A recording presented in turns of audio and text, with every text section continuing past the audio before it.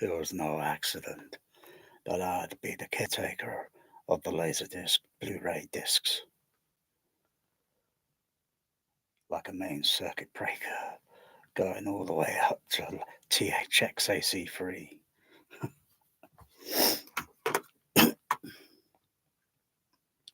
And if my comparison is a test, then so are my sins.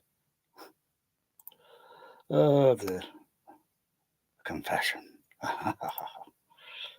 The Father, I have AC3 sinned. Okay. This is going to be pretty long video. Live video is going to be pretty long.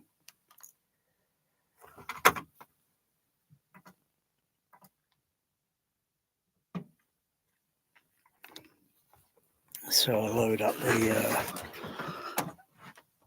so from the thumbnail you can see it's a picture I've taken just recently.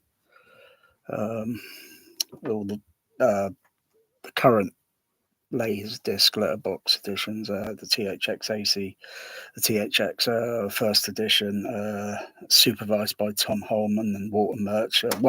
Tom Holman was beside Walter Murch on the dub stage, as what Tom Holman told me in a private communication. But he wasn't present with the AC3 because he's not credited on the special thanks on the AC3, so he wasn't there, even though he was there, because he would have still been kind of there before he left THX, and went on to other things like apples and oranges and bananas. So that's the early Region 2 pressing I got. So it's going to be the same as the Region 1, except for the PAL speed up on there, which is a little bit speeded up. But artwork, I would say artwork, highest marks. Got a tin box, these metal, they call it a steel, but steel's made of a certain metal, if it was steel I wouldn't be able to bend that or anything. That's just cheap Coca-Cola recycled tin put on plastic. But artwork, bit rubbish. Artwork on this Blu-ray, that's a load of rubbish. Artwork on the other DVD, which is the same as the other one, I think. I think similar artwork, but that's a Blu-ray. And then that artwork, I don't know, it looks like it was drawn by Walt Disney. It looks awful. Take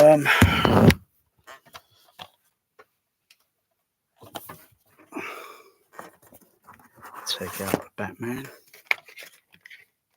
Actually, it's Star Trek 2.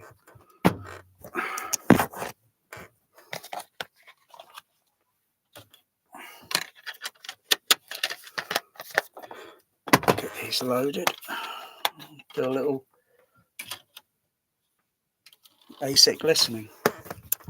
I'm not going to bother with Spectrum there because it's not really rigged up. I could only use it as in-room, but it's not rigged up for direct electronically at the moment. The Spectrum Lab, otherwise the Spectrum Lab is a very good device. It was designed for radio astronomy.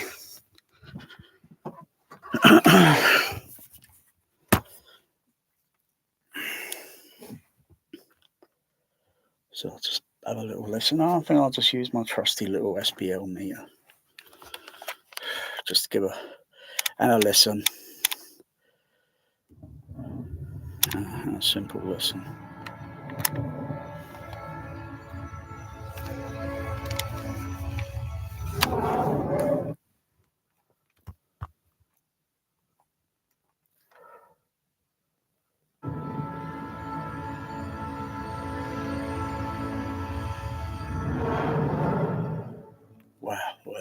surround. Brilliant.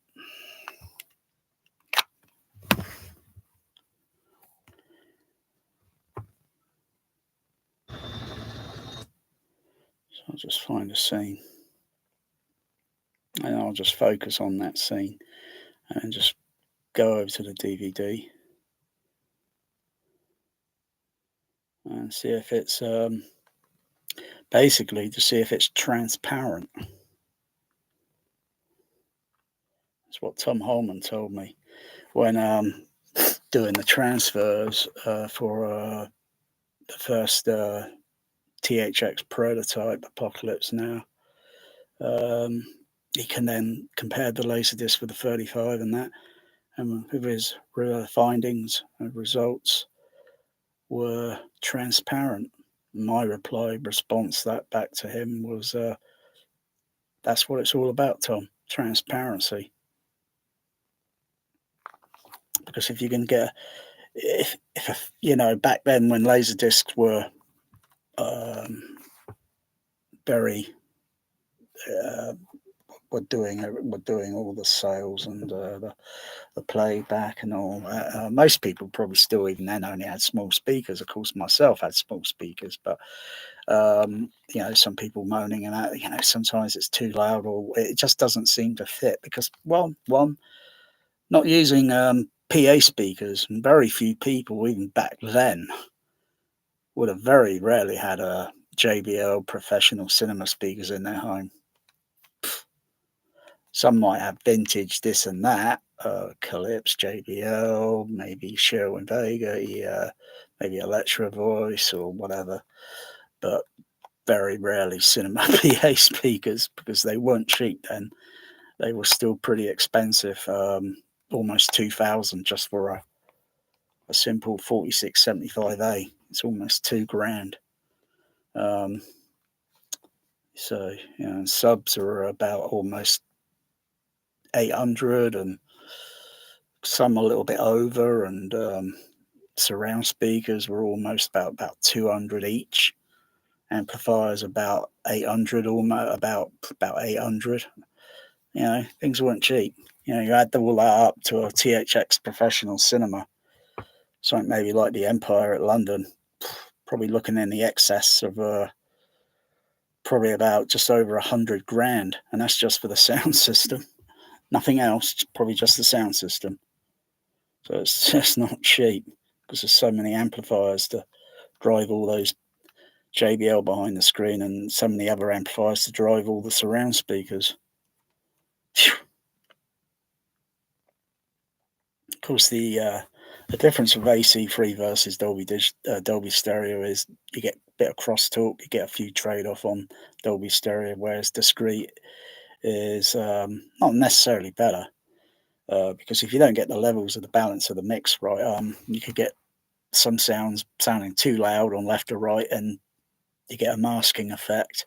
Or if the center's too loud, you get a masking effect going over the left and right, or the surrounds and vice versa. So, but discrete is better. It's just getting it played back on the balance, right. And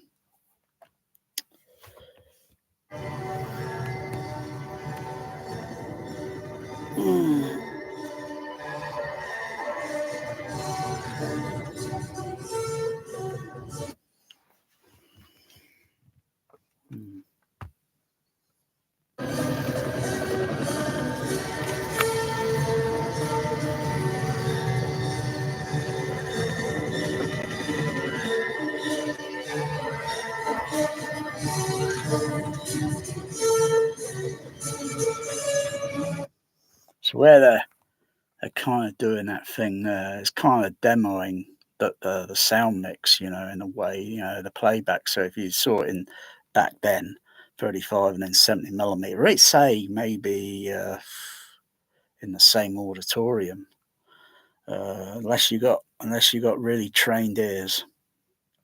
Golden ear, that's some bullshit, made up story. I think golden ear. You got to know what to look for, what to listen for, what to feel for, and you got to basically have a memory that you can memorize sound. You got to be dedicated. Otherwise, you know, they're cocking the machine gun thing there, and you can hear the and then another guy taps it on his head, taps the magazine, and another guy kind of taps it in, you know, pushes in the magazine. In the Dolby Stereo, you can kind of hear it, but it's so much crosstalk of the left and right filtering over into the center, you know, and unless that mix is kind of itself on the 35 kind of lowered on the music a little bit, or maybe some frequency adjusting, those other sound effects will probably come through a little bit clearer because there won't be too much competition getting in the way. But you still got to get the balances right on the discrete, otherwise, you know, because you got the sound effects all playing on their own, and if you add the music, that's random in musical frequency notes, and some of that can cause frequency masking, and your ears, you don't notice it. You think, oh, you think there's something wrong. You need to EQ your speakers again. So,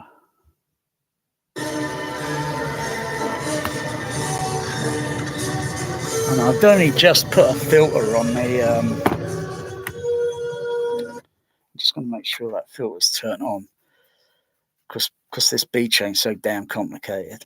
And this is going to be a very long video, so it's not going to be some of these, you know, typical YouTube videos where home theater and it's like only maybe an hour long. I think Laser Wolfpack sometimes even push it maybe to probably 3 hours, maybe 4.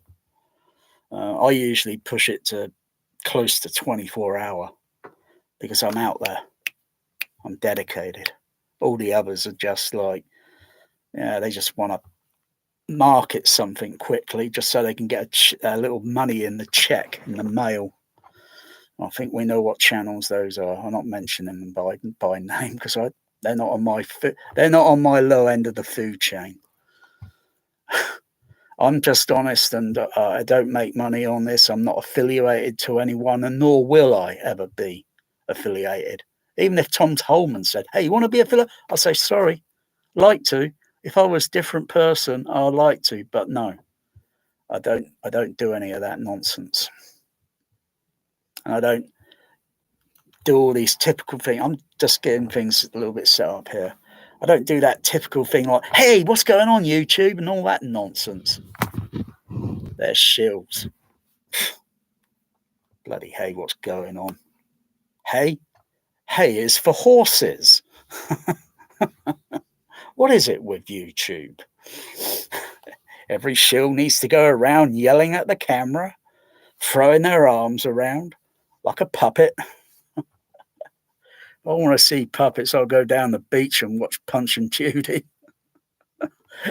Anyway, I'm just trying to get things set up here. I'm just going to double check see if that EQ thing's turned on the Storm, because I can hear the music score echoing on the, you know, that why it echoes in the surrounds with the helicopters.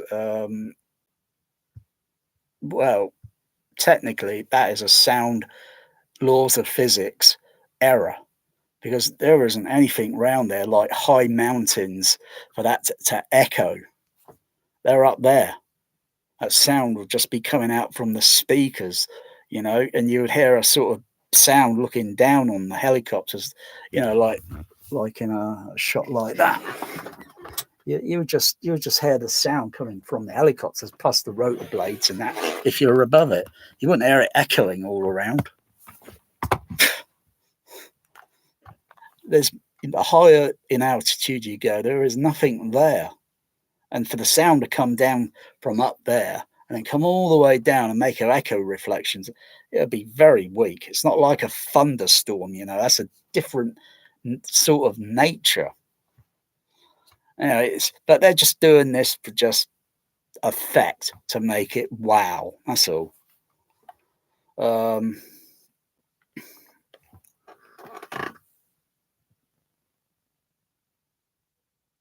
Oh, and you've ordered that Witches Region 1, I guess. Yeah. I'd grab an early I would grab an early DVD pressing. I wouldn't touch a Blu-ray with a barge pole because you can guarantee that it's going to be like lipstick on the pig.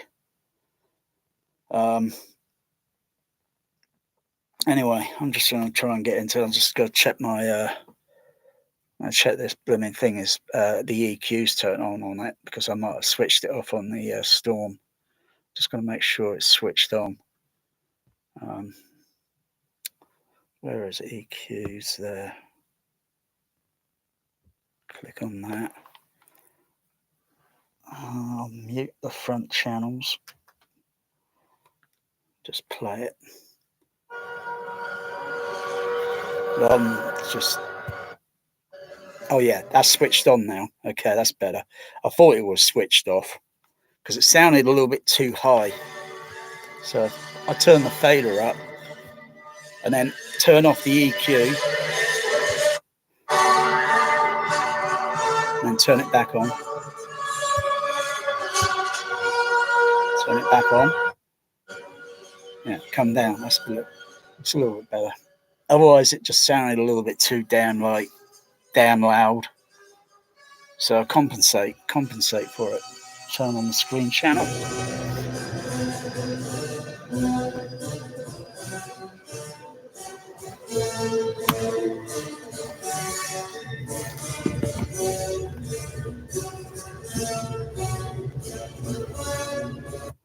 Da, da, da, da. All right, let's have a look at that thing there with that roof. The tiles on that. Because I've got the other laserdisc pressing. I'll put it on a bit of expand there so it's a little bit enlarged.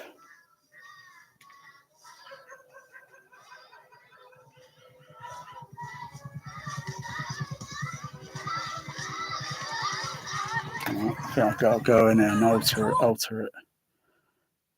It was okay earlier. Let's see.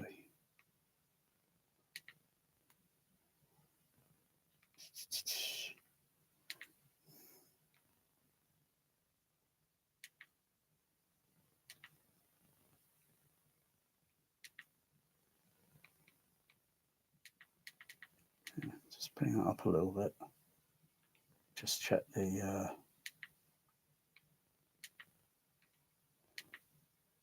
I'll just bring it in a little bit because they have kind of brought the width of the image in a little bit. So I'll just widen it out small little fractions so it fits the. That's okay. Oh, that's good. Okay, so I can switch that on and off.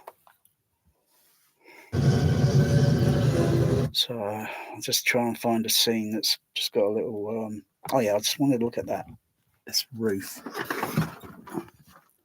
Because typically when you see images like I can see it flickering a little bit here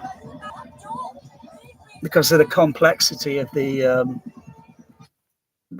film that's moving through the camera, through the projector, to how the telecine is recording it, and I can see it goes a little bit weird there, and it flickers a little bit. Those are sort of typical video artifacts. Some of it could, and when I pause it, I can see all the color, rainbow color thing in it when I pause the image, and that's only a digital pause. Can you see a little bit up there? A little bit of color. That's only when it's paused, which is not a bad feature when you think of it. Laserdisc back then, because the only way you get a still image is a CAV laserdisc, and this is CLV. I guess side 3 might be CAV. I don't know. I haven't checked it yet, but I can see the thing flickering there. And there was another laserdisc where it was it was sticking out like a sore thumb. And I thought maybe change the frame rate or the different settings on the receiver. And I found one that kind of stabilized all that flickering. Because you wouldn't normally see that on a DVD. But you get some artifacts, you get pixels, you get blocking and all that nonsense with it. Then you go over to blue 4K, and then sometimes you get all that color banding compression artifact, and it's like, ugh. But you don't notice all this other flickering that's going on. It's like the things here in the background, my tiles. If I move the camera, I don't know if it might pick up. You can see it has some sort of flicker effect because of the complexity of the shape and the pattern. And it's a kind of a flicker effect. I can see it, but if I turn around and look with my natural eye, I don't see any of that. I see nothing more than light and shadow that is making up that image. It might show up, and I'll have to see. So I have to remember if I can remember this part of the video, and I'll look at it. It's only about 20 minutes in, so if I just play it normally, yeah, it looks okay. It just has a little flicker. I just find that helicopter scene where they drop a load of a kind of missile over one side, and this bridge explodes, going kind of makes that sound. Not the napalm. I think that's a little bit overrated. That scene is a little bit overrated. There's lots of other scenes, even if it's maybe the music, boom, boom, boom, boom, boom, boom, boom, boom, boom, boom. When they're in the boat and they're coming up the river and just up to where the Kurtz's hideout is, and you see all the other natives in the boats and that, and the music, boom, boom, boom, boom. That's very deep music. So in the frequency, it almost sounds a bit like Giorgio Moroder, what it is. I'm trying to think. Maybe I know. I'm thinking maybe something like Cat People, but that was made years later. There's just some similarity in it, or maybe similarity of Cat People with similarity with Apocalypse Now. Because there's a scene in the movie where the cat woman she goes walking around the outside, and you hear this very low pulse music with birds and bunny rabbits and snakes moving around.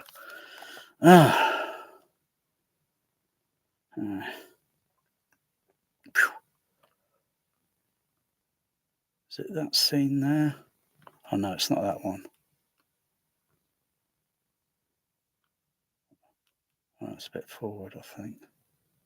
It's a little bit more forward. Oh yeah, it's about there. So let me just see what SPL reading that gives me. Mayday, I'm going in. The tail rotor's out. I got control.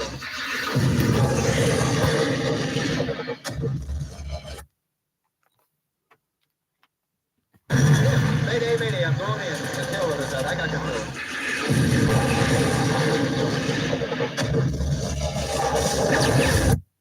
Damn, is that loud?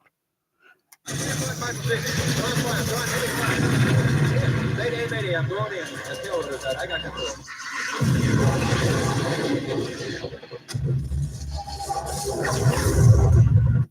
Wow.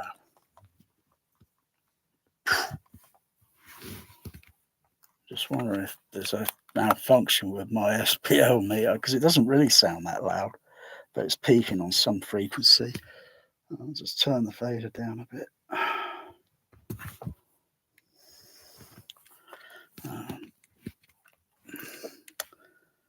And I'll just look for a point where my SPL meter is going to a certain range, like 0 dB of a given sound pressure level. And then I'll just repeat that, make sure it's okay, and then I'll try the DVD. But the DVD is going to be PAL 4% speed up. So that shifts frequency upward slightly by about four cycles. It shifts it up. So if an original frequency happens at 30 hertz, it's going to be now happening around about 33, 34 hertz. It's going to be shifted up slightly, and high frequencies, middle, that all gets shifted upward, as well as everybody sounds like they're talking like this rather than like that.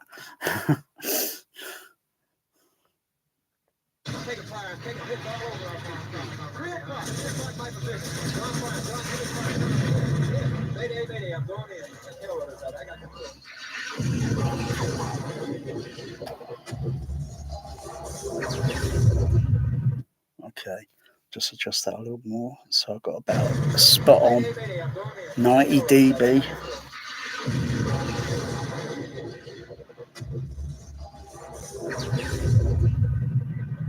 A little bit more, just until I'm spot on.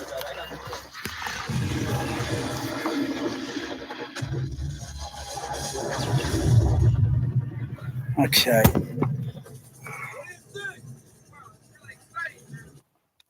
Wow, it's really exciting, man.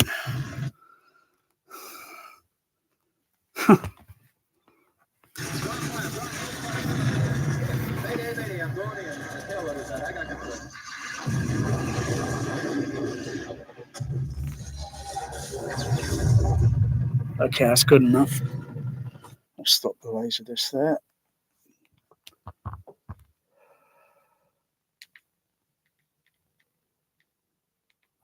Change the aspect ratio.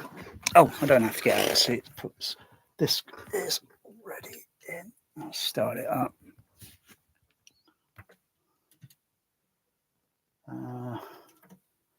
Just make sure I'm on the same HDMI lead connection, because there is a difference of a voltage level signal between here and there, because that's going out analog over to there onto the RCA phono. So I'll just check that I'm on the same signal. So I'll just oh, I'm on the laptop. I keep forgetting I'm on the laptop, so I start messing around with the computer. It gets more complicated.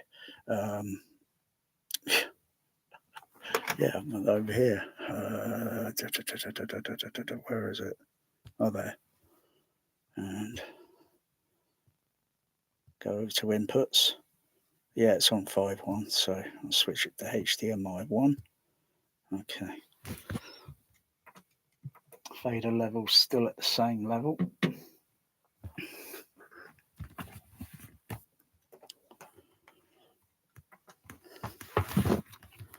I'll go to English.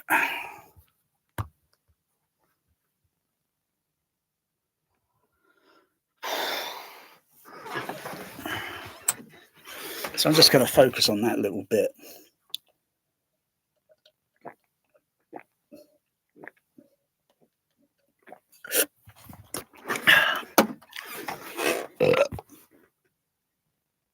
Yeah, I had a ghost helicopter moving around. Oh my goodness, what's wrong with that aspect ratio there?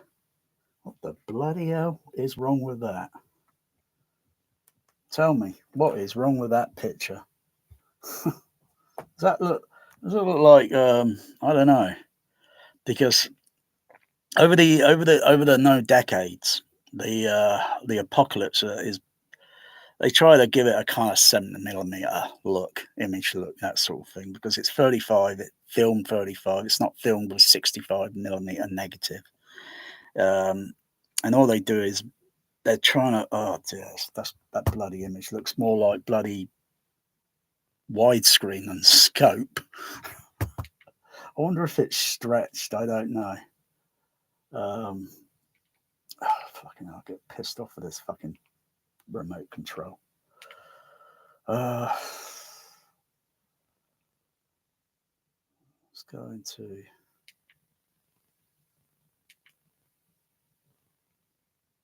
the vertical one. I'll just check it. See if I can. No, I can't bring it down any lower. That won't go.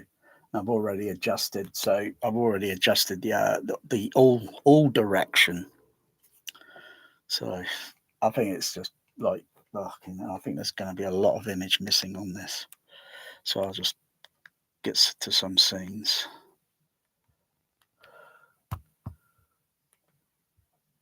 God, I don't know what's going on there, but that looks awful. It does look like they're kind of stretched or whatever, but it looks bloody awful.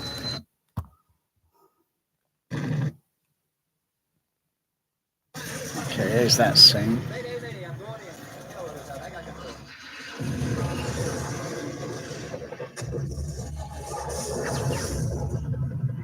Oh no, the signal on this is very weak. When that explosion's going, it's not even getting near 90 dB. It's nowhere near. It's like I've got to turn the level up on the fader, that sort of thing.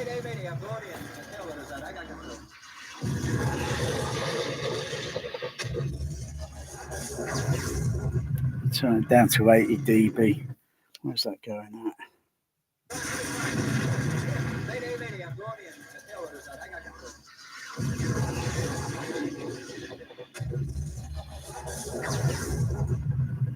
About 82 dB.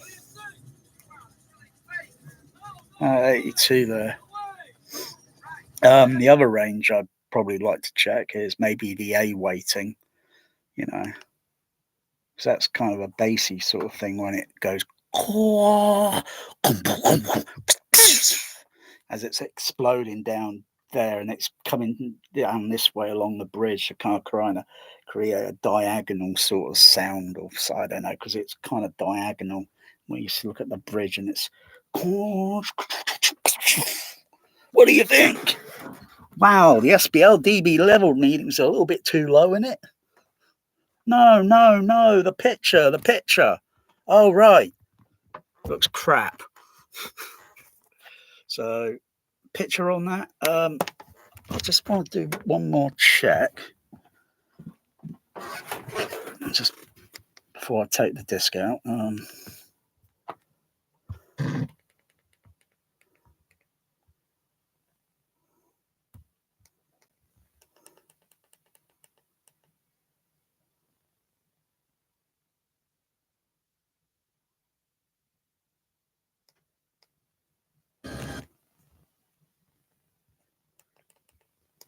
Of course, the roof on those, it's not flickering. It doesn't have that flicker effect on those roof tiles. It's not flickering because they're using better video gizmo in the rack, and Telesin might be the same Telesin transfer. I don't know. And of course, the resolution is only just a little bit percentage higher, but you don't see the flicker effect.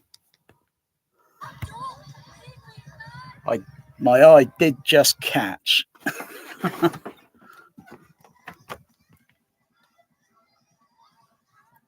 Yeah, just a very vague kind of sliver of kind of like, and I'm looking at that from about 9 feet away almost.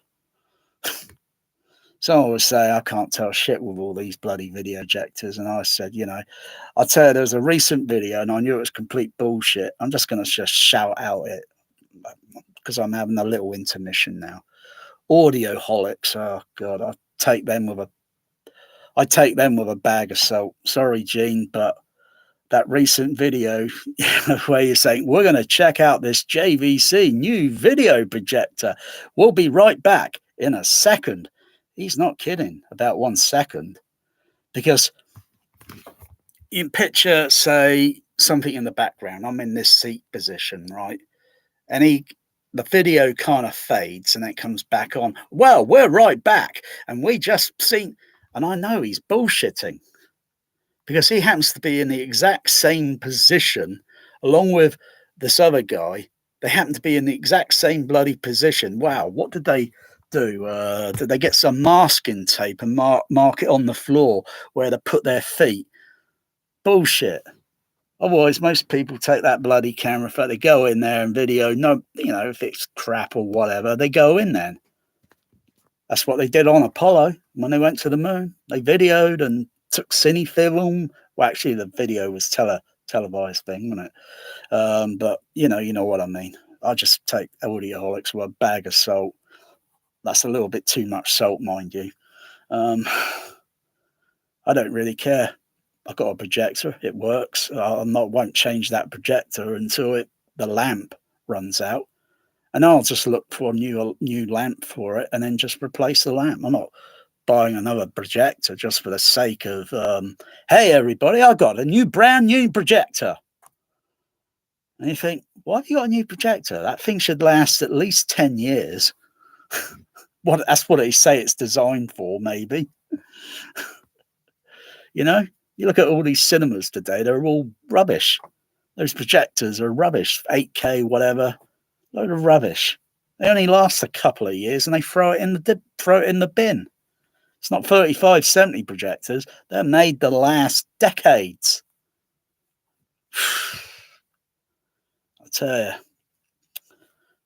a lot of people have been brainwashed in the last 20 years. But I would have been brainwashed had I not been a projectionist.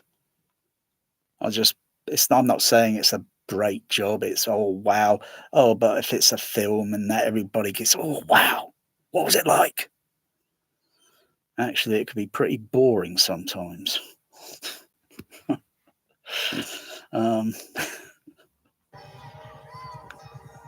Because all you're doing is just running film for the public. That's it. And then you go and have a sit down or have a coffee break or learn some theory in the projection school, which was on the site, and so you learn a bit more, because there's so much to it. But at the end of the day, when I think of it, it's like now, yeah.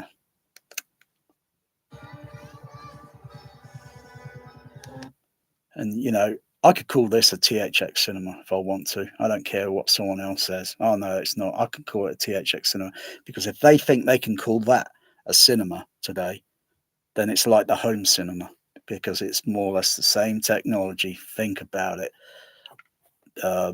Boxes that go in the rack, cat cables, leads and all that connected to it, to a video projector, video projector. Video projectors were more common in the home cinema decades before they found their way into cinema.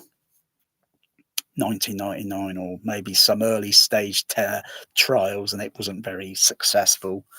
There's been lots of tests and trial and errors. And then the sound system. Well, there's not much difference there now. Back in the day when it was, home cinema would be like there, and cinema would be a bit up like there, and then you got THX like there. Now it's like, it's the same. Why bother paying to go to a cinema?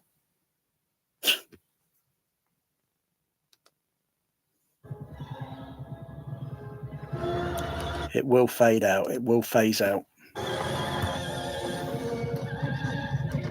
Yeah, this image, to me, it looks a little bit stretched, but I can't get it reduced down. It looks like it's been stretched a little bit, because the people look like bloody matchsticks running around on the bloody.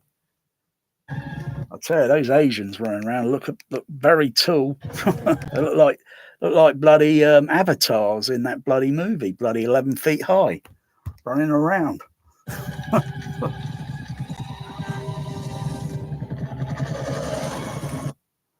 Yeah, just look at that bit there with the this wide shot angle. Of course, I know there's the other Blu-ray disc that they released, and then that showed just a bit more aspect of the image, because they're not doing this sort of thing,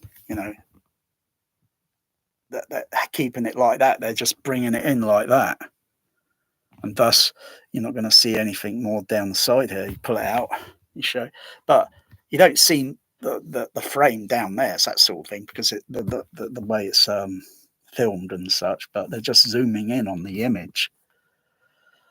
The black bars that you see, they're artificial. They're just digital. They're digital. They're artifact.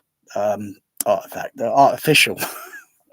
They're not real, like an aperture plate or a mask. I could just see. I'm just looking at that there, and of course that shot there.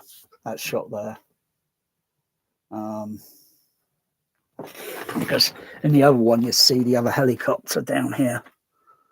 You just about see the rotor blade. But on the other one, it's a little bit, and it's like, oh, wow. And that's more or less how I kind of recalled seeing a 35mm at a cinema, an evening show down at the Odeon. Smaller screen, I think, would have been screen number 3 or 4. 3 or 4. It was one of the 2 smaller screens that are placed down either end of the long hallway.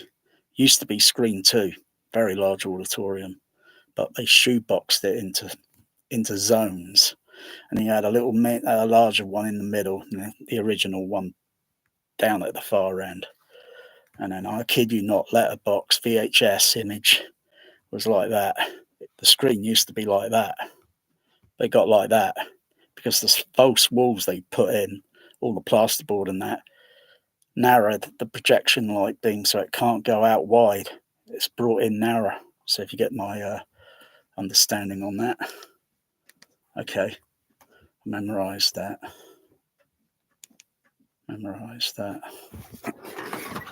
Just got to have an intermission and do some cat litter.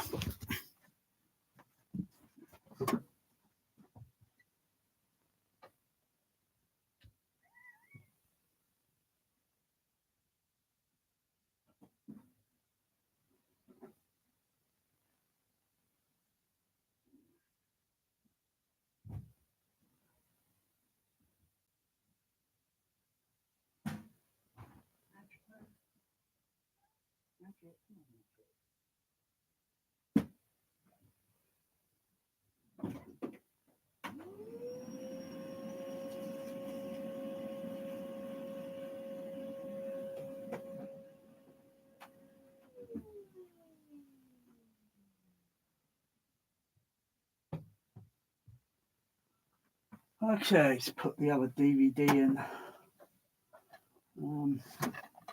I'll put that DVD in.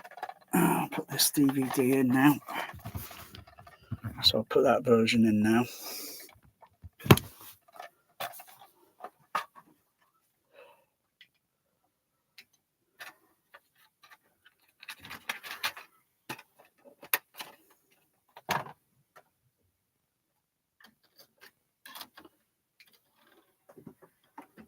I was kind of hope. No, I don't like the word hope. Not for the sake of this, but I was kind of rooting or thinking this one might be, pretty good, but no, it's a bit of a disappointment, that. Okay. To play this disc in English. Yeah, English, yeah. Oh yeah, this is reduxed. Only parts of it is extended or whatever, and I don't really care for the movie, really, to be honest. Just mute that sound for the moment. Have I got I've got to pour another Pepsi out. What are you saying, Silent, there?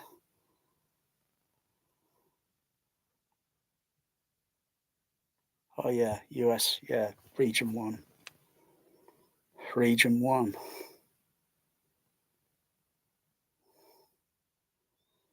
Got to get through this menu.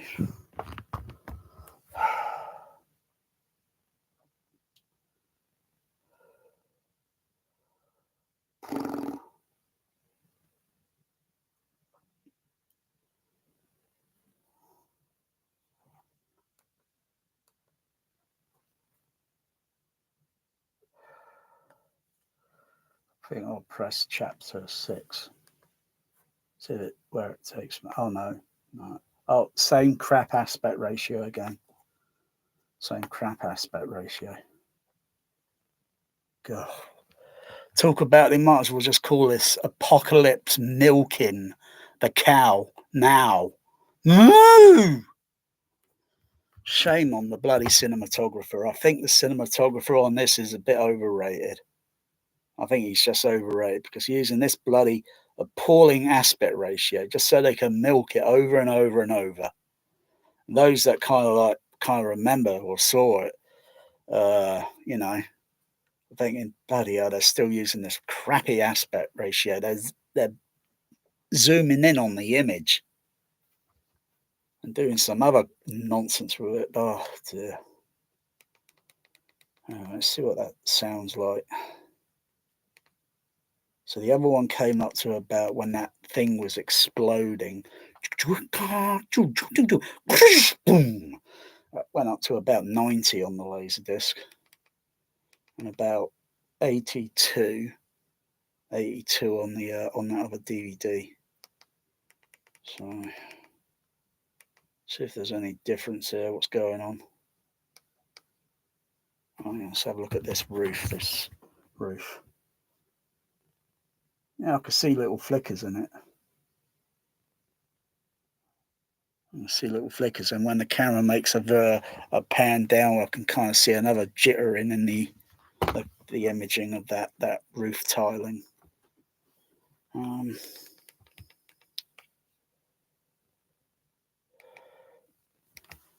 of course.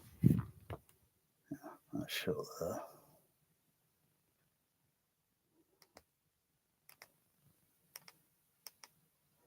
And oddly, I can see this helicopter here just a little bit. See, I'm not seeing just the rotor blade on the other one. I'm seeing a little bit of that, but still, there's got this appalling aspect ratio. I don't think I memorised that helicopter there because this shot is moving and it's kind of pausing it at a certain point. So you're looking at the exact frame because you got another helicopter that's in front of them and it's kind of going along. You get this, wow kind of thing, and then they just mix sound to it or design sound and mix it and balance all the levels of dialogue, music, and effects, and deliver it.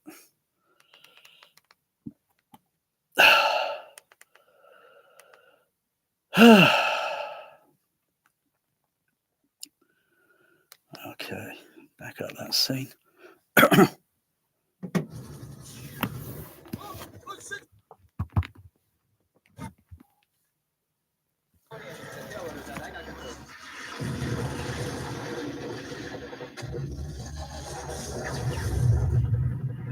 Oh, that explosion there came up to about 78 dB. So this is even poorer in the sound.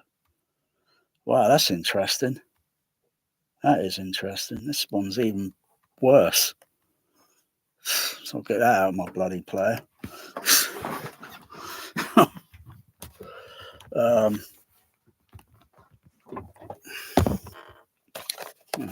That stinks. Now. So I could be very biased. Okay, let's try the DVD tin box. Which one's which? Because these discs are the same. Which one's which? Apocalypse were disc one. I guess disc one. I guess. Okay. All right. If that was made of steel, I wouldn't be able to bend it. I could break that with my bare hands. Don't tempt me. I'm not into buying stupid steel books. I'm not into that sort of thing. I think the cases look rubbish. They're not exactly bulletproof now, are they? It's how you treat it's how you treat it. Oh yeah, because there's two versions here. There's Apocalypse Now 1979, Apocalypse Now 2001. Sounds like George Lucas got involved with it, and maybe Jar Jar Binks is in it. I'm not taking that chance.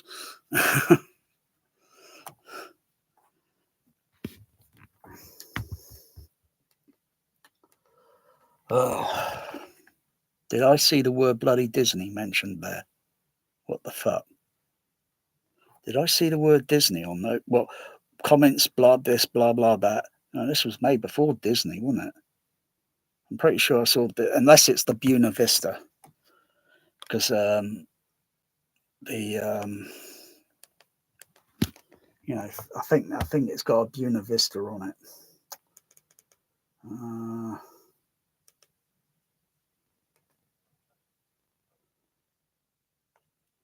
same crappy aspect ratio again. Oh dear.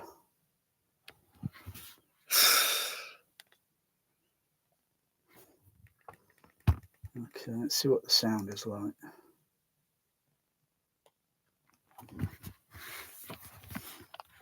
See what level it goes up to. I'll see what level it goes up to. Stand by and unmute.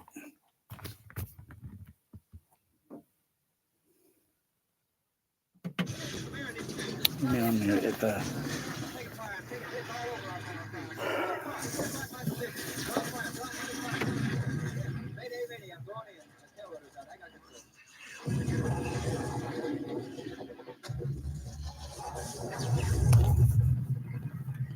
I think that just came a fraction under the other one by about maybe half a dB.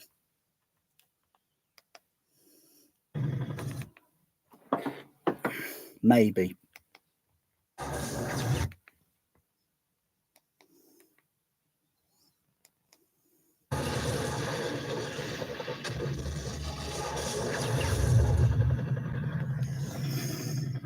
I'm guessing it because it looked like it about 82 on the other one. I'm just guessing. So I'm not even an hour in the video yet, so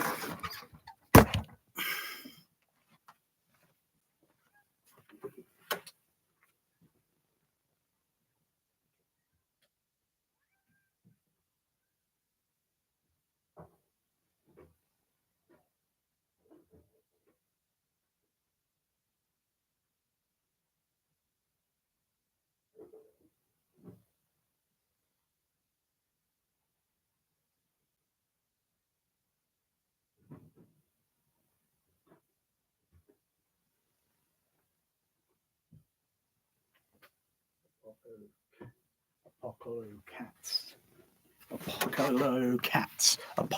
cats now. My cats want more feeding. They can wait till morning.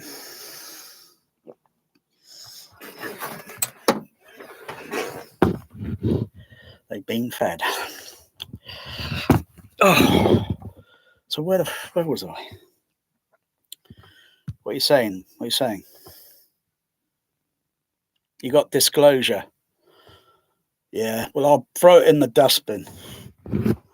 I'll throw it in the damn dustbin. Go and get the AC-free laserdisc. Oh, because I haven't even got to the Blu-ray yet. That's coming up. That is coming up. Because DTS, best master audio ever. What a load of nonsense.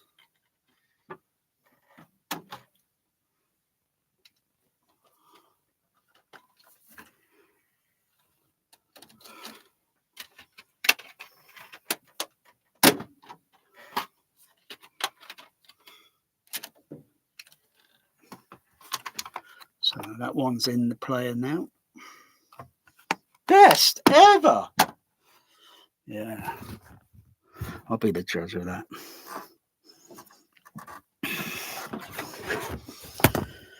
Have you got yourself any JBL professional cinema in your home yet, mate? There's plenty of it on eBay. There's plenty of it on eBay at the moment. I've seen several JBL 4673As. They're a little bit in the few hundred sort of price range. Actually, the actual price for those JBL cinema speakers I got behind my screen were almost, I think, just over £1,000 each one. And that's the JBL Professional Cinema listing for 1990. So they weren't cheap, but I got 5 of them behind that screen. 5 of them, and didn't even cost only cost a few hundred. You just got to keep an eye out. And then you'll see some pretty cheap ones going. Oh, it's interesting the way this menu is.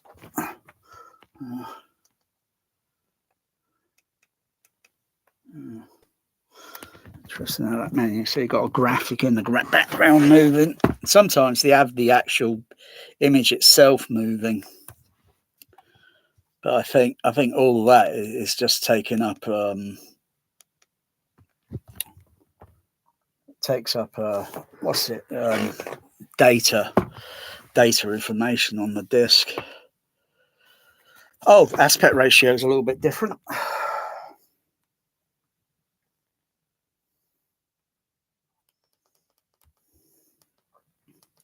I think it's this pressing where they kind of done it right. But,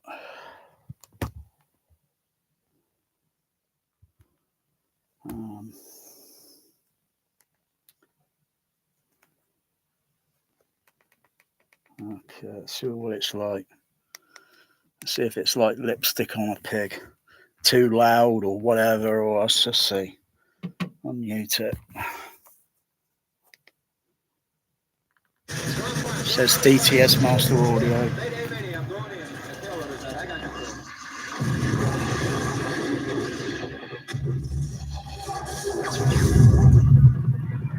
Okay, let's move that to 90D. That went, hang on, that's on 90.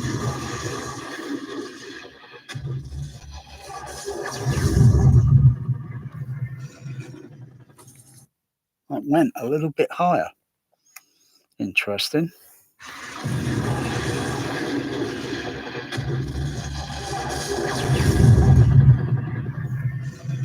Just about 97.5. 97.5, I'm guessing, calculation that went up, that explosion went up to. So that's interesting. But I've got to take that with a pinch of salt. There could be some manipulating going on.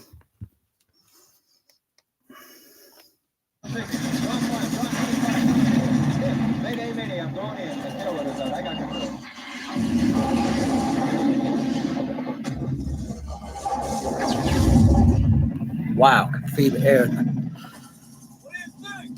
And I've got some crossover slopes that are put on the processor on the THX. I've got some crossover slopes. They're only set to about 120, minus 6 dB.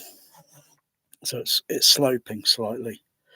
And I pulled it back so it won't be too boomy. So, you know, so piss off sensitive neighbours.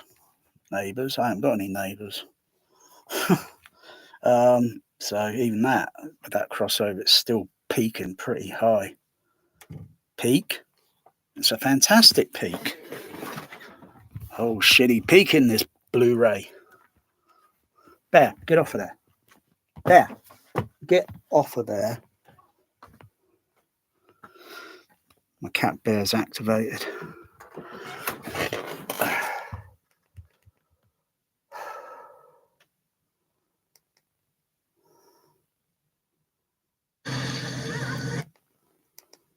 So I'll just do some other.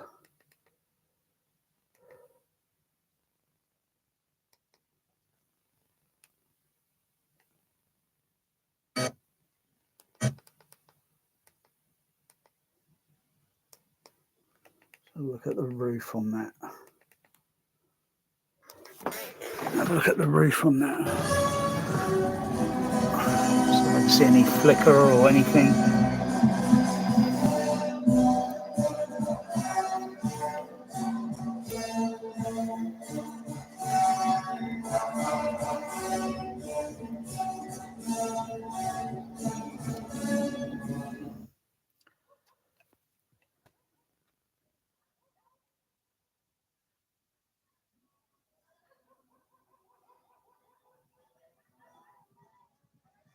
I can't see any flicker going on. Not that I can see, unless I've got a microscope.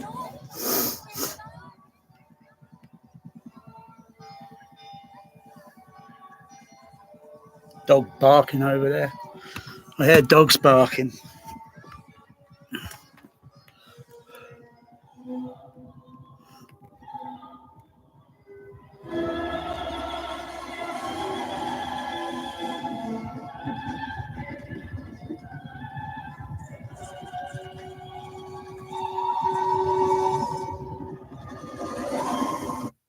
helps that shot there. It's a bit more wider because it's not cropping off the image down to about from here to there. It's roughly about there. So you get about, or probably something like 25%. You can see down on the other side here, you can see it will be coming down to about there, roughly, I think. So you're getting about, probably about 50%, 25% over there, maybe 25, 50% of the image cut off with the other versions.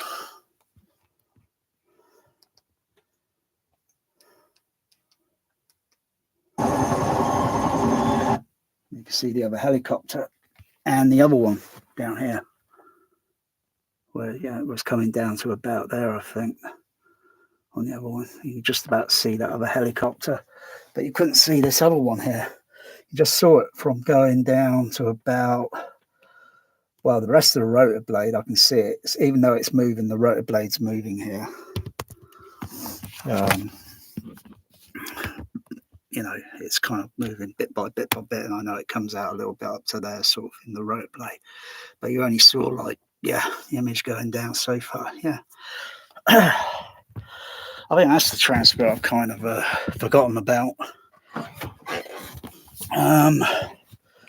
But what about the rest of it?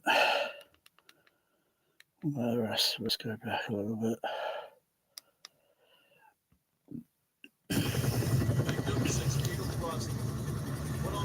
They should have done this spot on from laserdisc. You know, had the aspect ratio. I don't know why the director the photography was thinking and grab it at this aspect ratio. My theory, my apocalypse theory now, maybe just so that they can make money, more and more money on it, because the movie wasn't commercially successful. It was a bit of it wasn't Star Wars. There, get out. I don't know why my cat Bear goes up behind those JBL speakers and always does that. You know, he's clever and he knows it winds me up. You know, he knows it'll wind me up. Shall we dance?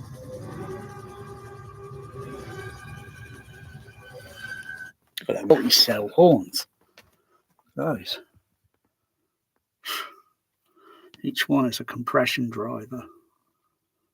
I think that is, I'm not sure if it's Altec lands in. I'm not sure. I doubt it'd be maybe a JBL. You can see how the rigging on it. They put that bloody thing in there.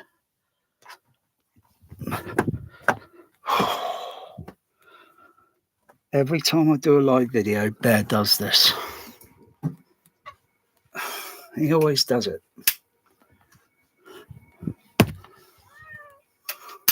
Close the door. Want to come in, Magic? He thinks he wants to come in. I'll close the door. Then he wants to go out again. Just so I keep the Bear out, because he's an annoying kitty. Poor cat hasn't been outdoors, and we haven't been outdoors I haven't been out my home in months. I've been depressed. Manic depression and shit. Anyway, that compression thing, that's about, I think that's 1, 2, 3, 4, 5, 6, maybe 7, 8. I think it's 9, it looks like 9 compression drivers on it. Let's go to another image. Because they only got one helicopter in the movie where they got that thing. They just change camera angles and that to make it look like there's lots of helicopters. No, there's only one helicopter there. Yeah. Look at that. Imagine one of those horns. One of those horns, bloody hell.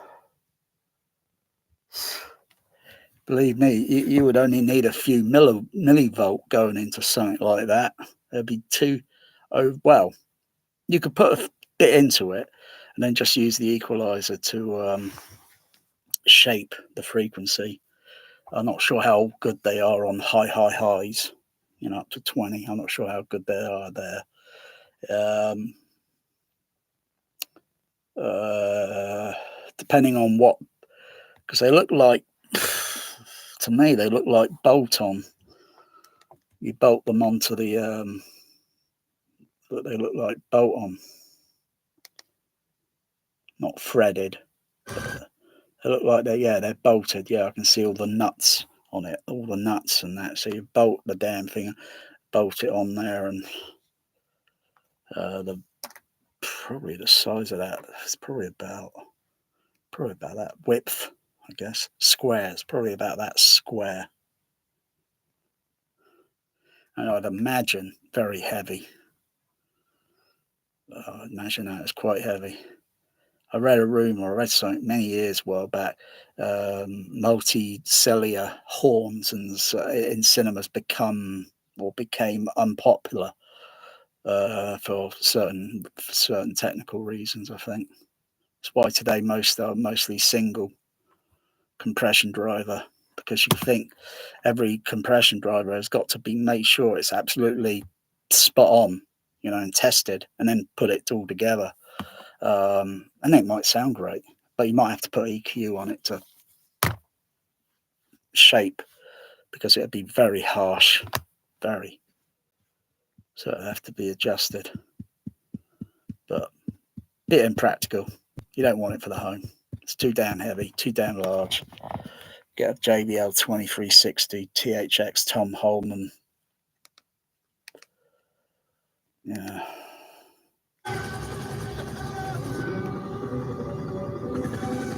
What do the surrounds sound like on their own?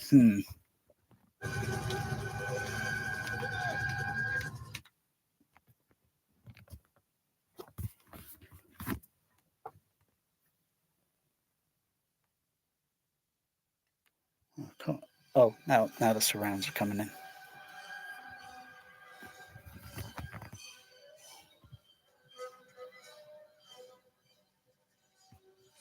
Just look at the mix levels.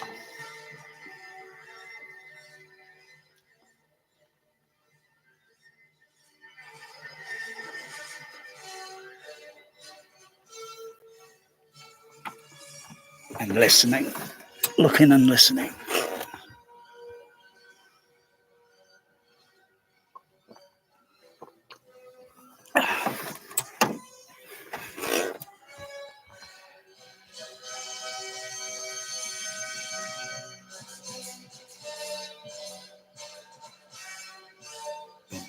Bum, bum, bum. Okay.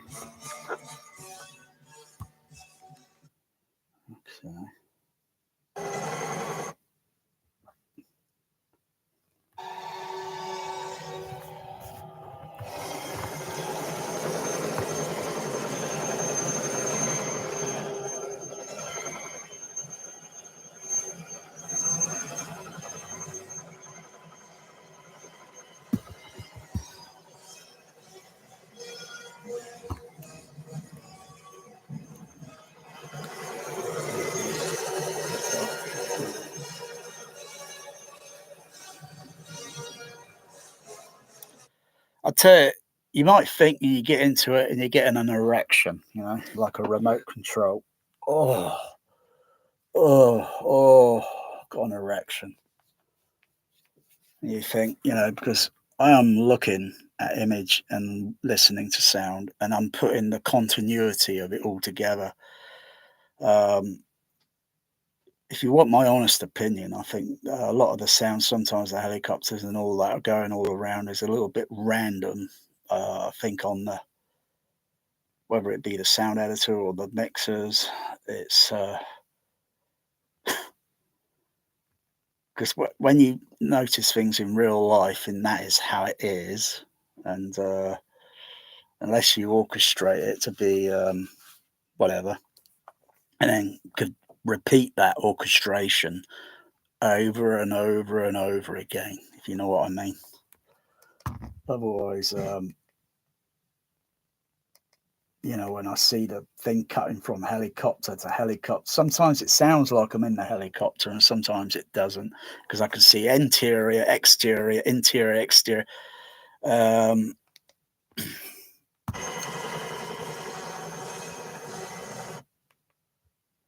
you know, I can see the camera there is behind the cockpit. Camera's on the opposite side. The camera is on the exterior while it's looking into the transparency of the sound of the rotor blade that I can hear, and the kind of helicopter sound. And then it cuts to another shot. Goes from there, there. There's no pitch change in the frequency of the sound of the whether it be on the screen channel or the surround.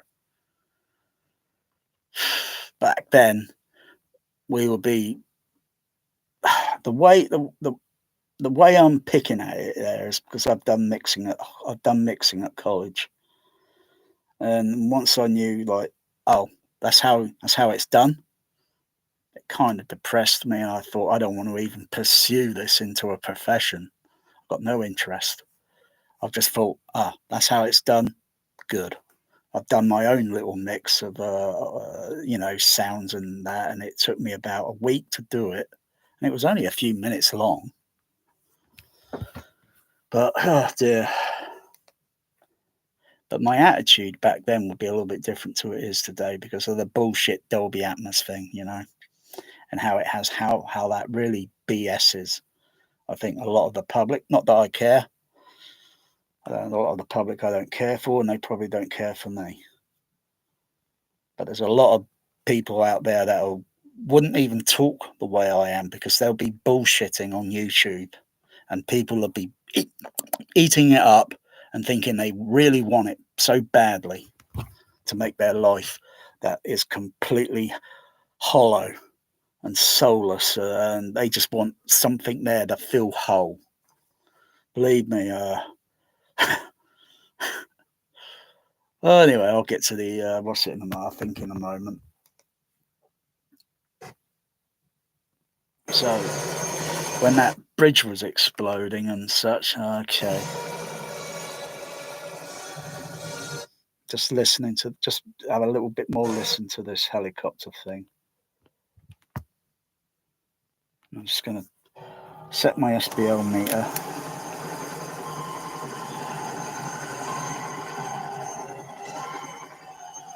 To an A weighting. I'll go to a C weighting.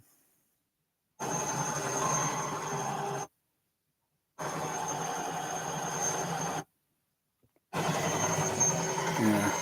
Sound, you might have noticed in the background, sound was dropping out on the DTS on that Storm audio. It was because I was visual searching and then played it, and then it was dropping out and then came back on and it dropped out again. Bit of a glitch on that, I would say. Yeah, Anthony Gramani, yeah, it works. And all those other BSs on that Storm, YouTube, yeah, it works. Mm-hmm.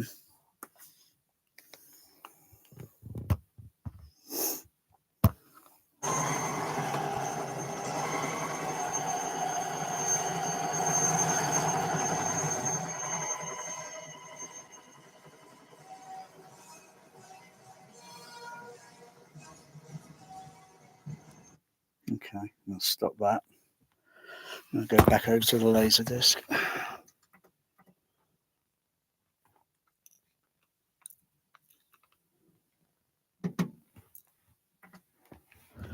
Fader is still at the same level.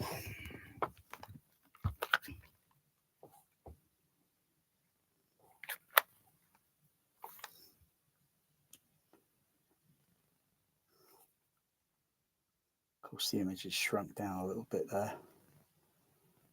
I just got to scan back a bit.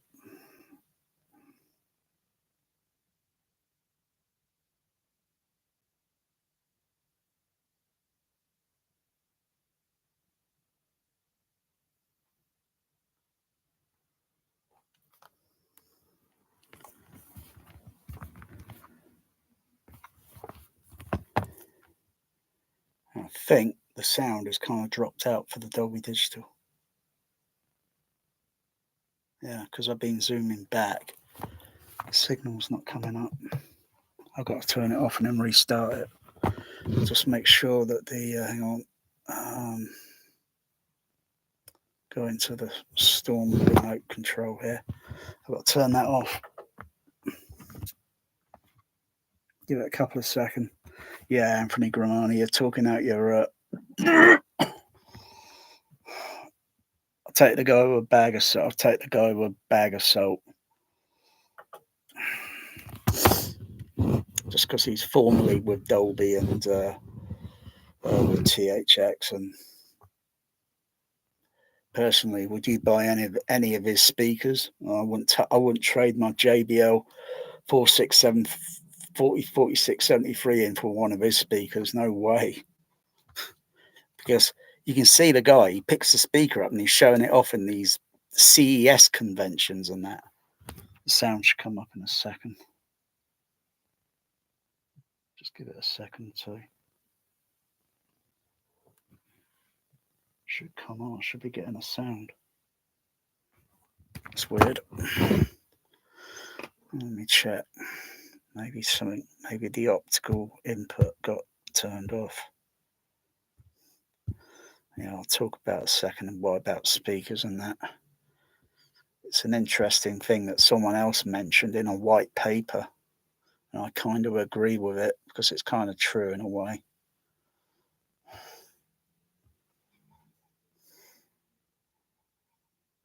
Yeah. Well, I know my cats are in the kitchen, and there's no way they could have turned that RF demodulator off.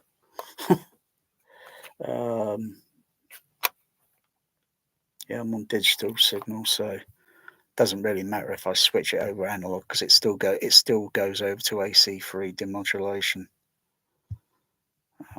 Just checking what's the hiccup here, Houston. Got a main B undervolt.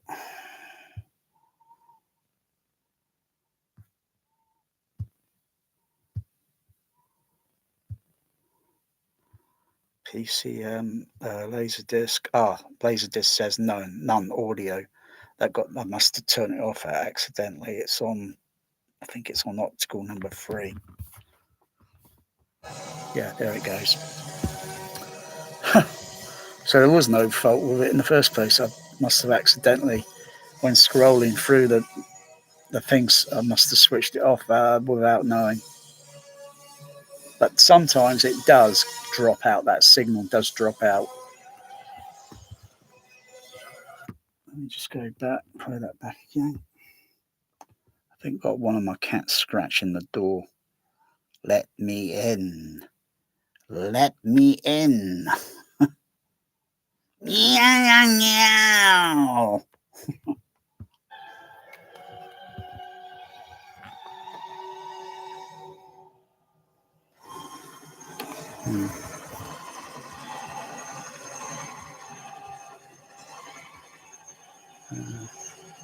Yeah, the front channels are still a little bit more higher up, and the surrounds are a little bit lower. Don't forget, when you add on the surrounds, you add on and add on and add on and mix and that, and then they add up.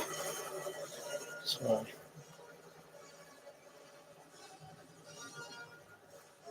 still sounds the same though.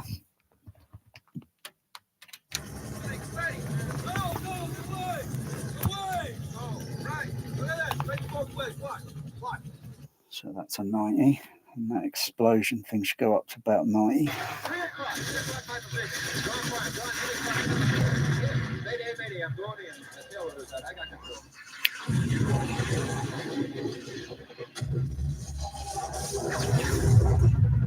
Yeah.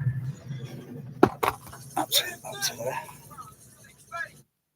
Yeah, so speakers, when you pick them up, okay, because you see Anthony Grimani, he's picking up one of these home theatre speakers. Oh, best ever. And he's picking it up and holding it like this, you know.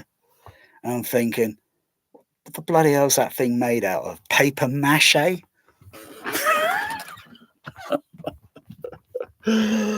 Oh, dear. Obviously, it's got very thick MDF. But I do agree with the white paper that I read. If you could pick a loudspeaker up very easily, it's not good.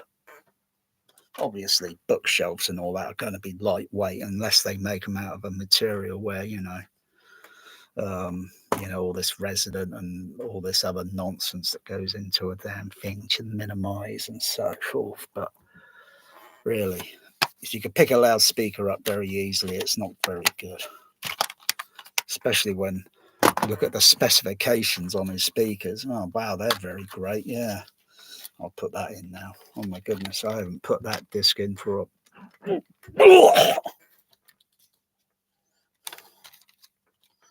Is it this crappy disc here? I can't tell. But I think it's that one. I'll go to my switcher box back here. I'll switch that over to channel A. I might have to put a PEQ on it. Put some PEQ filters on the overheads. But I think they're going through, I think my SA10s are already switched to ProLogic mode. So they're already switched on.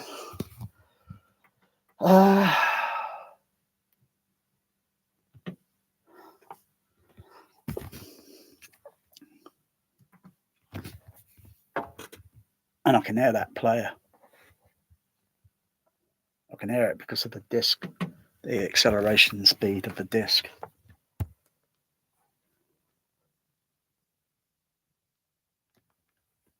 That was on Do You Want to Resume Play. Now it's a little now it's sounding a little bit more quieter.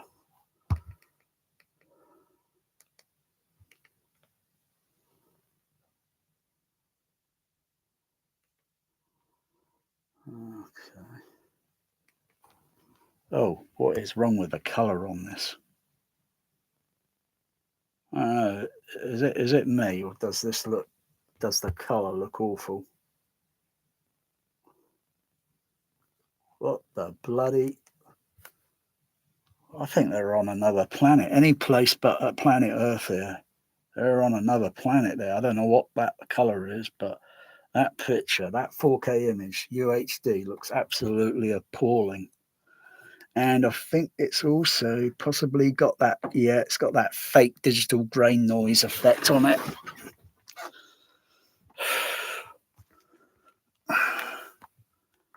Yeah, that's not fucking film grain. That's bullshit.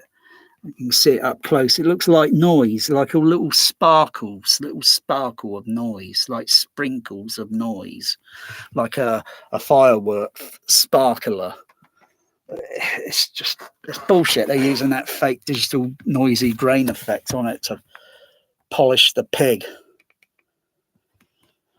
Anyway, play that scene, see what that's like. So that's set 90.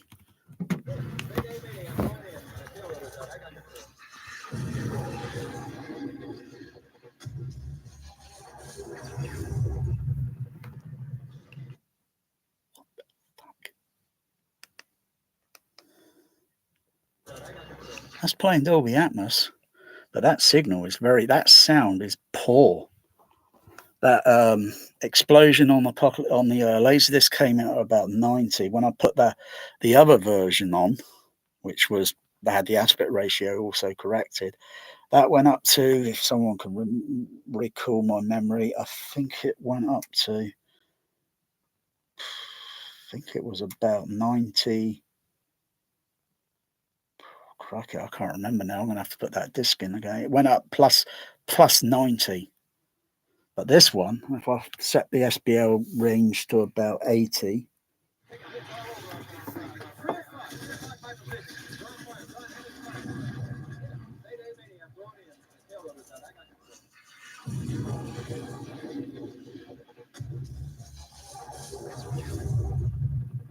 that went in just about 80 dB on that. It is soft. It's a load of Atmos crap. Near field. Near field alert. Yeah, Dolby True. Yeah. Dolby True Atmos. You know what I think about True? It's more like Dolby Lie. Sounds like a bloody lossy audio soundtrack. And I'm a bit skeptical about the DTS on the other one. I'm a bit skeptical about it because they could have raised the levels up on it slightly. So I'm a bit skeptical about it. But this transfer, load of rubbish. I think which kitty cat wants to come in? I think that's Magic.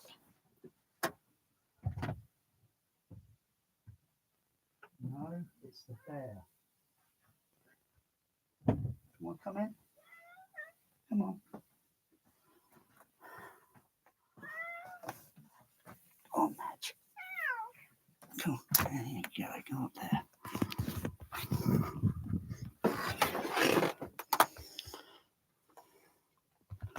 No, I don't think he wants to go out. He can't make his mind up.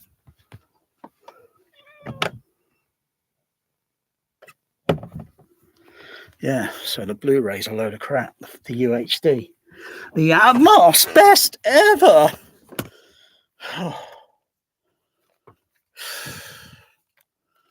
Yeah. So I've done pretty well, I think, in this comparison test. I've done pretty well. I thought I was up to 24 hours already. I'm only an hour, 27 minutes. That's not even the running time in the whole movie. Yeah, I've done pretty well tonight. Try to keep my ranting to a minimum. Oh, that's the place of this. That's the blue 4K. Panasonic ever.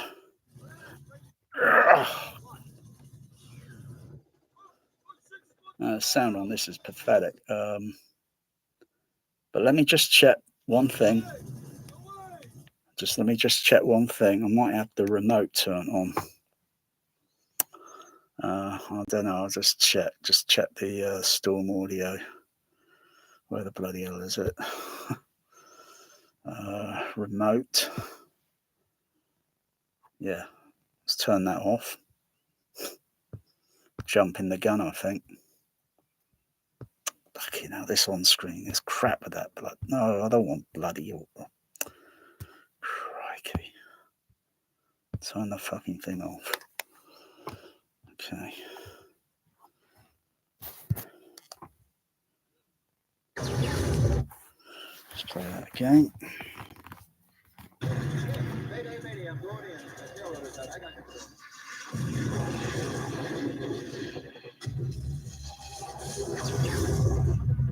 No, even with the dynamic range audio compressor turned off. Let's set that to 80 dB.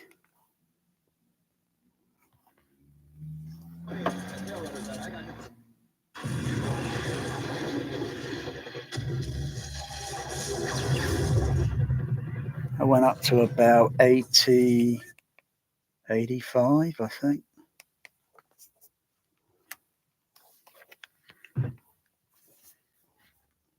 Set it to 90.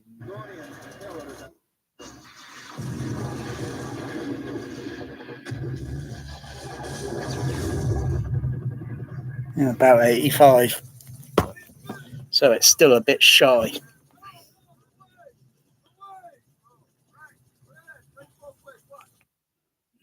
No, the waves. What do you think? Oh, sorry, man. No, the waves. I'll leave it, just back it up, let it play. So I can come back to it.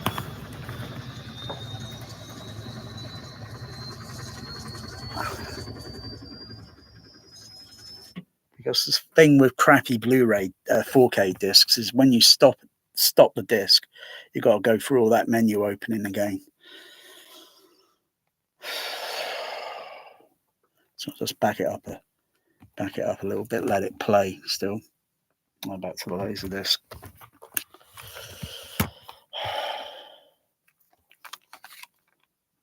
Chapter 7.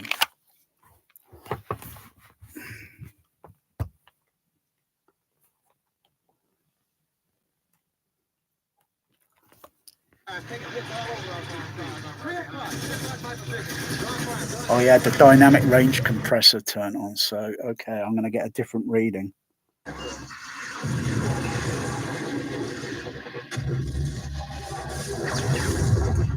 Oh, no, still at 90.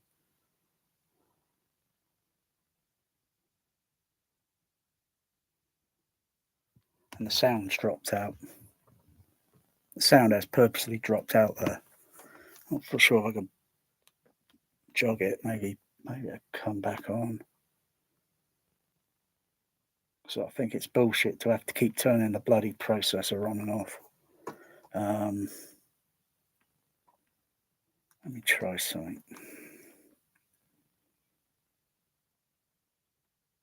Don't think it would do anything if I... image picture went a little bit funny there. Because it's an analog signal going in up to the Denon, and that's only doing it on picture. It's not doing it on any sound. The optical lead is connected in there, HDMI is in there, and some optical leads connected on here, or some coaxial lead, but not on there. That's just used as something else. But signal still has got to come down, go through the networking on the HDMI and whatever. But it's the circuitry and the video signal, so that they don't like analog video signals and they will glitch. If it's got a HDMI signal going in, it never usually drops out on the image, but it does on the bloody sound, on the bloody DTS. Sometimes the Dolby True from jog shuttling the remote up and down. I'm just going to try something, see if, I don't know if it'll work. I'll turn that off and then turn it back on. Let's see if that does something. If it doesn't, then I'll have to force it. I'll have to turn the processor off again, turn it back on. Magic.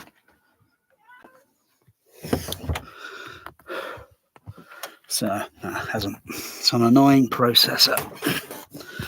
Anthony Grimani, you're full of shit. That processor doesn't work. I've had it in my office for years. It works.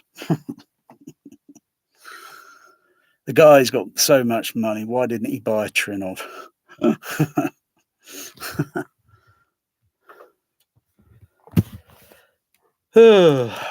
One thing that's on a Trinov is a headphone socket. There isn't a headphone socket on there. I'm sure get a modification kit and then drill a hole and then put all the proper fitting in it. And I've got a headphone socket on the damn thing then.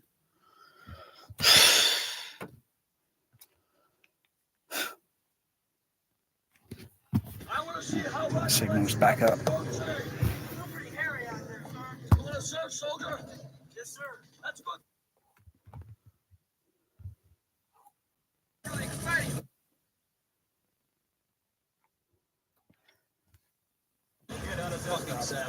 Yeah, so it's very weird the Dolby signal should drop out. Let's just check the remote on the remote playback.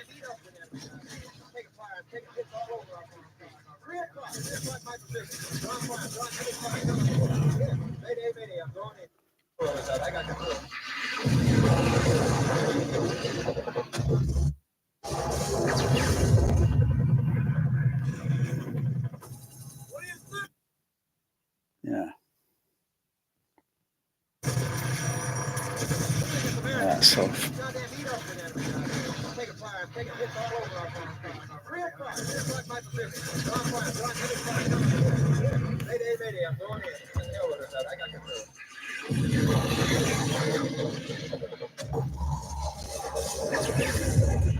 Yeah, still same rating.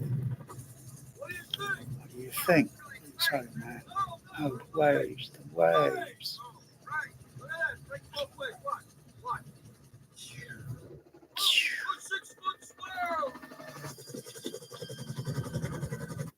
So, the 4K is a load of crap.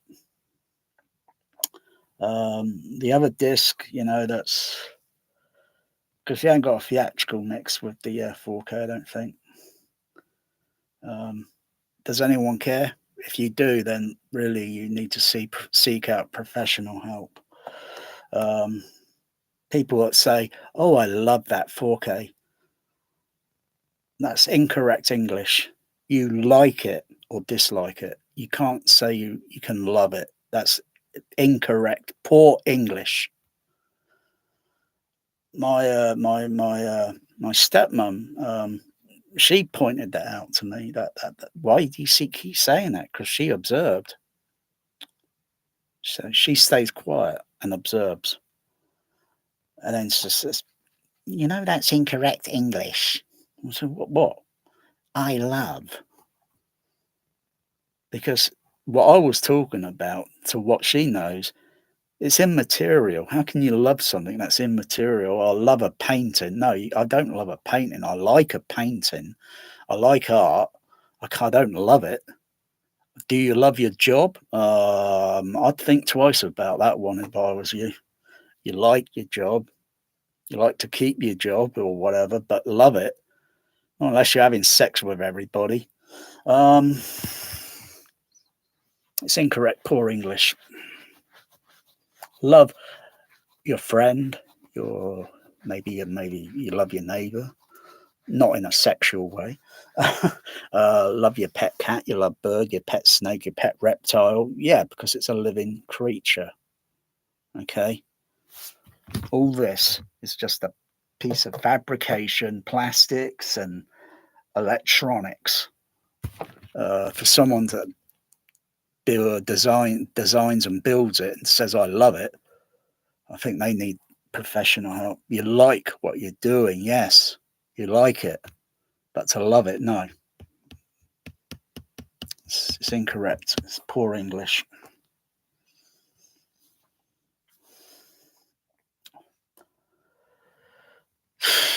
Because at the end of the day, does it give you any love? No, of course it doesn't.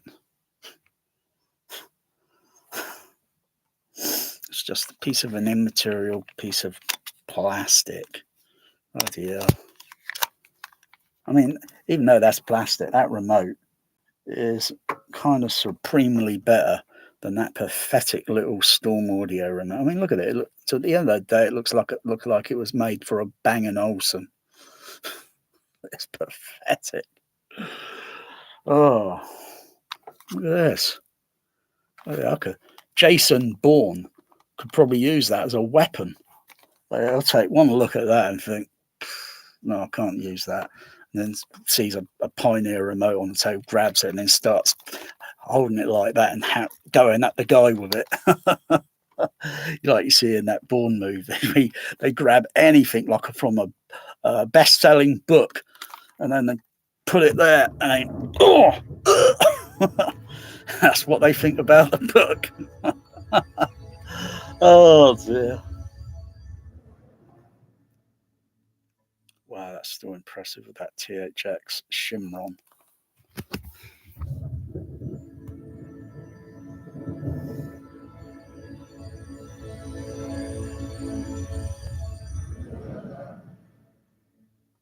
Because there's two Shimrons. There's the original, that's the bass buster, because reportedly it took out several speaker bass drivers. Reportedly,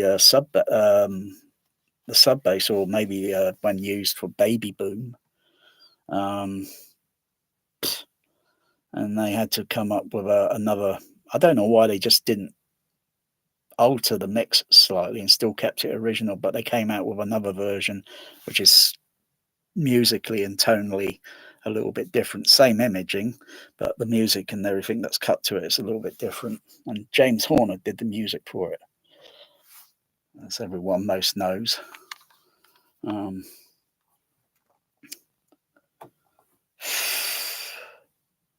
you know, if I look at this image, it looks like it has a kind of grain on it, even on the DVD. I mean, the Laserdisc. Sorry, the Laserdisc, because it, it's not. It's still a 35mm.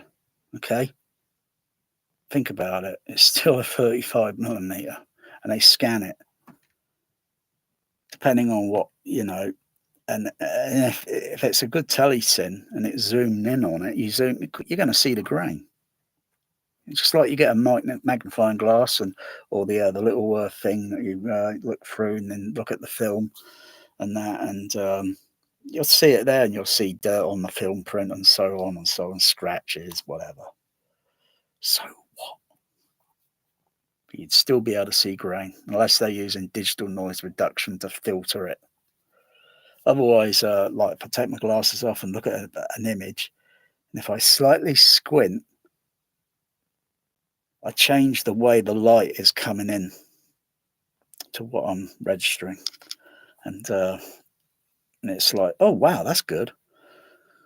And I didn't have to use anything like digital artifacts, electronics, just squinting at it. And if I could squint at it, and if someone could kind of see it that way and think, come up with something that mimics that, to sort of improve the whatever, and then use it as some pack of electronic algorithm to make things better, whatever, I don't care. Oh, who's this? The Jaybird. Jaybird. Sorry, I hadn't had my glasses on. Blind as a bat. What are you saying? What are you saying there? The aspect ratio was changed, yeah. All this 2s and 1s and 3s, and yeah, it's just zooming in on the image and then pulling back and zooming in on it. Oh, for Christ's sake. They really should stop doing that nonsense. Even Close Encounters of the Third Kind had that sort of crap because it was the same cinematographer, and it was kind of zoomed in just a fraction, not too much, but just a little bit. And then the other ones, it's like they're filmmakers, yeah. They should be better than ever than us, and they just botch it up every single time on purpose, just so they can milk it, just so they get more suckers to buying it over and over and over and over again, like me. Sucker, I am. But you should just wait for the screen captures, and then when you see the screen, and then think, "No, I'll pass on that on day one." It's not like I've seen the movie, but when they keep zooming out, cropping the picture off, oh dear.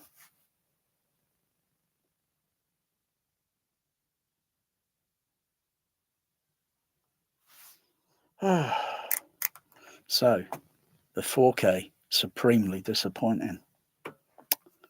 Yeah, sound levels are not very good on it.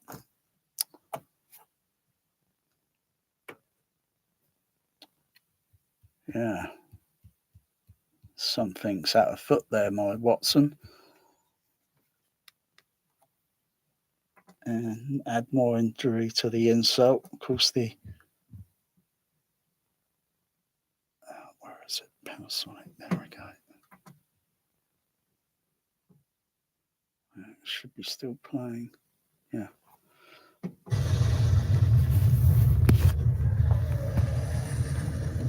There was some marketing with this movie, and the Coppola, Francis, was saying like the movie played back in maybe one cinema specifically, and they had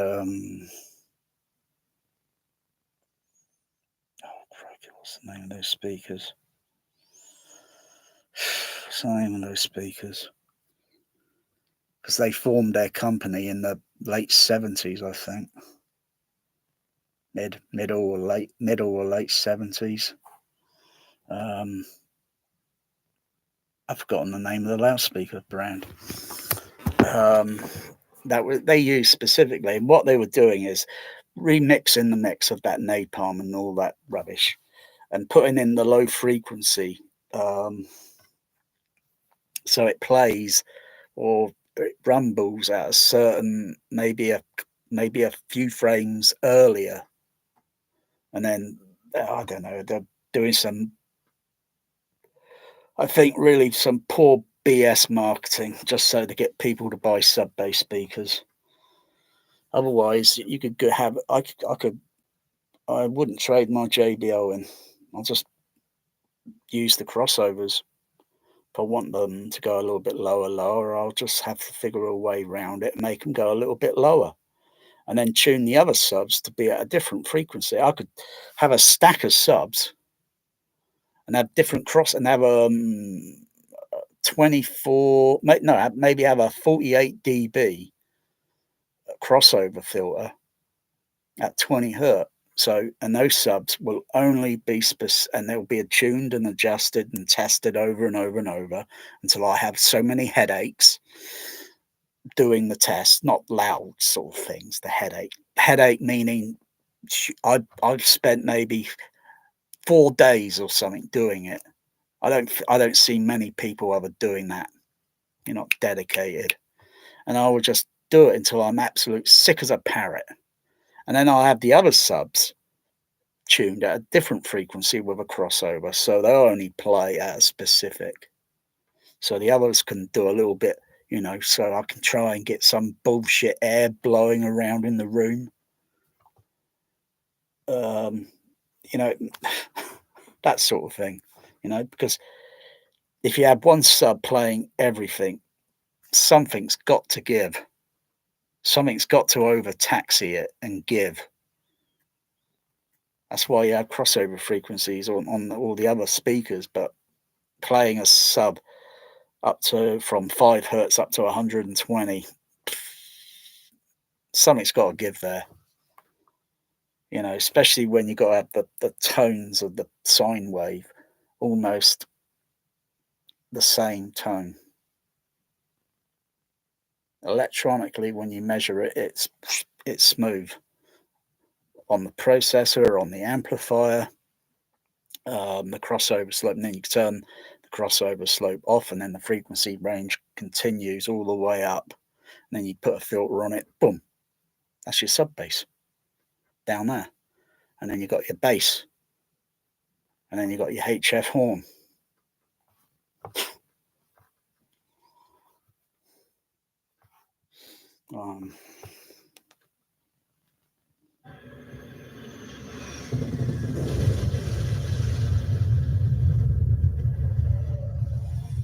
What's that napalm go to?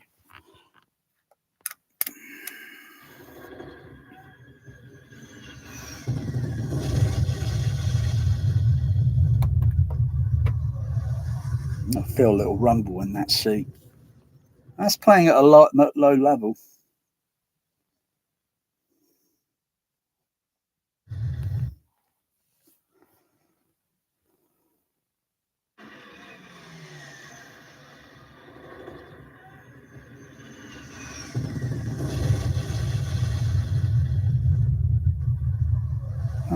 About 92. Went up to about 92 there. And I'm not using the subs. They're on mute. I'm just using I'm not using the 5-screen or 5-screen matrix. I'm just using the left, center, right, and that went up to about 92. Okay. And you see this guy? He's a complete wacko. He's a complete wacko because he says, "I love." You see, again, where was this guy educated at?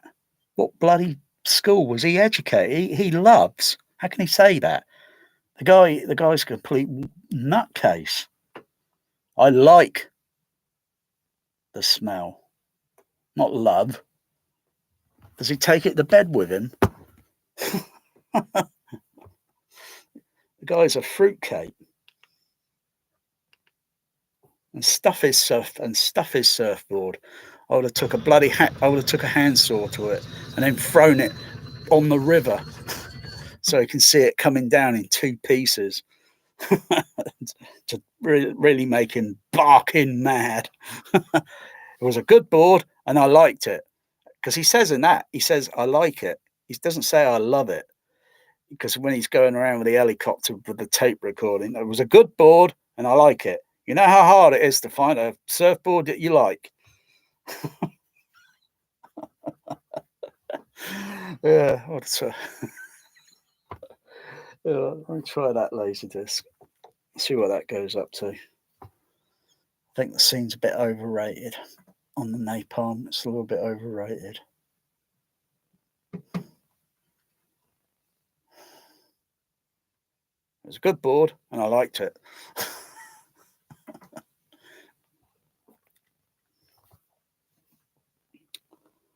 And then, let's see.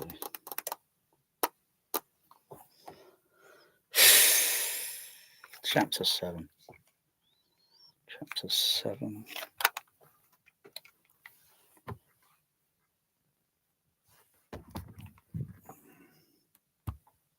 There we go, chapter 8.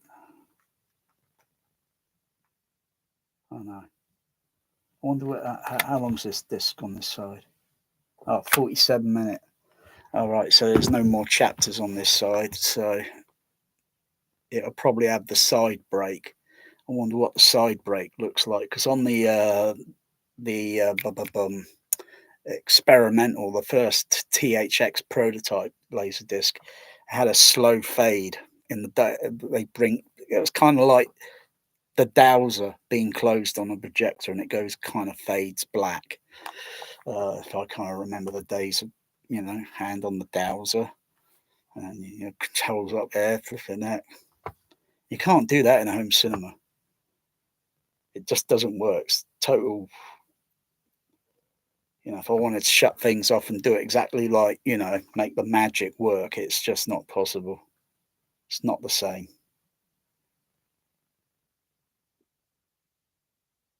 Because I'd like to do it that way because then it looks, the presentation looks like magic. Okay, I'll mute that. It's gonna be a big one.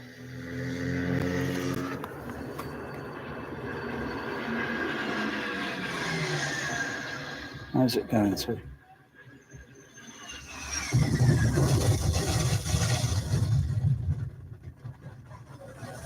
Okay, that's coming in at about 30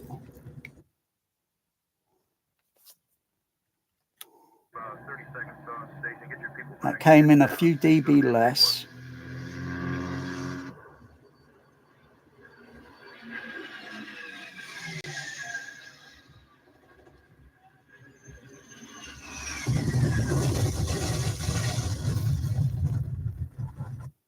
It's going a little bit over 85.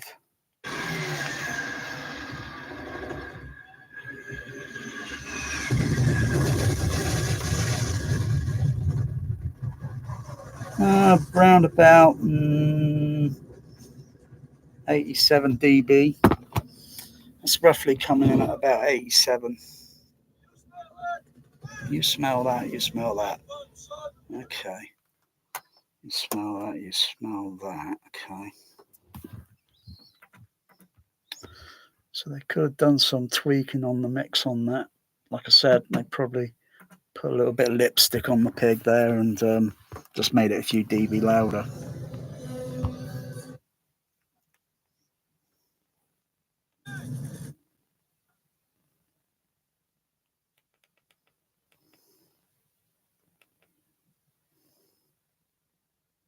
Oh, yes, this is also extended as well. Yeah, I forgot about it. It's extended. Don't like it.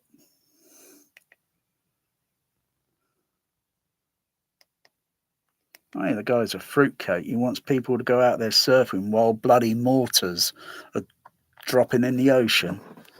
It's a complete fruitcake.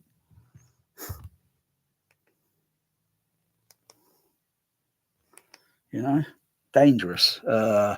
Should be he should be kind of thrown out, because he's a risk to himself and his others.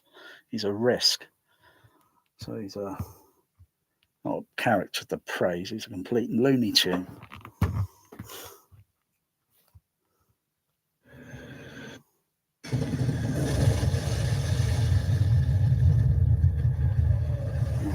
So that rumble bit came up to about 92 dB there. Came up to about 92. Smell that. Smell that. I'm pretty certain the dialogue level is probably a fraction dB less than it is on the AC3. Just subconsciously, it just does sound a little bit like a few dB.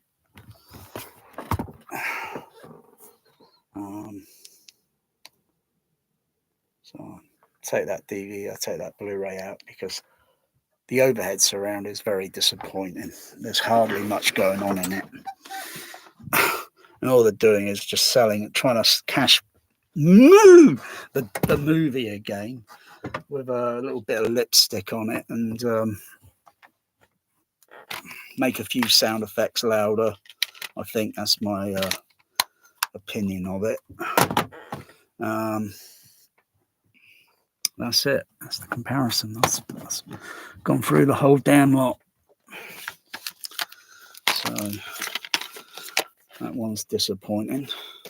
That one's disappointing. I was kind of rooting that would be okay, but that's a bit disappointing. Apart from the artwork's okay on it.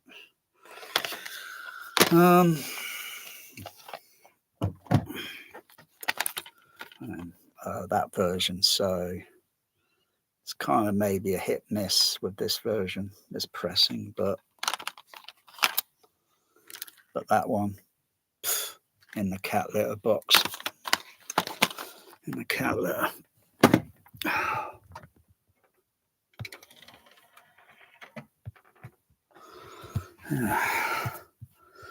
Oh wow, I'm kind of impressed. I managed to get through that just under 2 hours. I'm not saying I'm gonna stop the video now. It's very early in the morning, so it's daytime, you know. Well, actually, we're still in shadow. Still in shadow.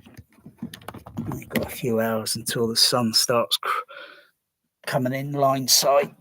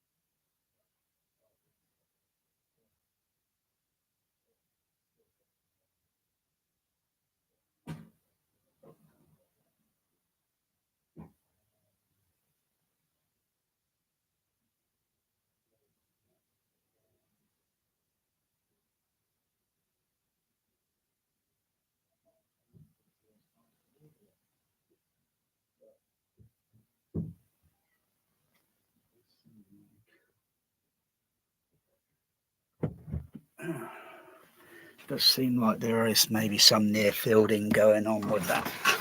Those small discs. Kind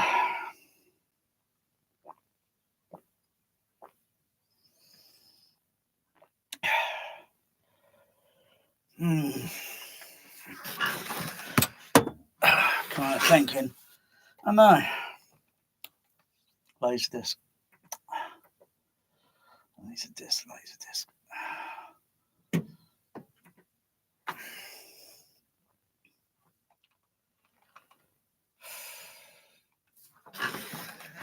Let's have a look. See what the side brake's like. See if it's similar to the THX prototype. So if I go chapter 7.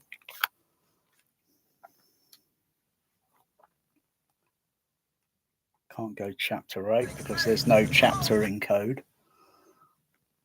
But also this looks brighter. looks brighter. Where the other ones, I don't know, look like a dying xenon lamp. For 6 hours.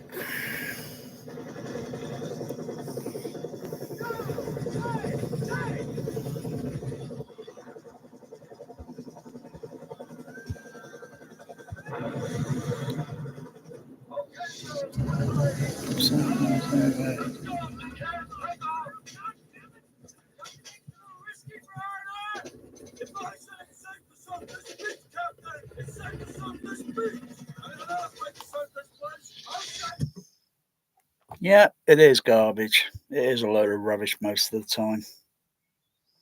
Atmos is a hit miss. I'd rather play Space Invaders.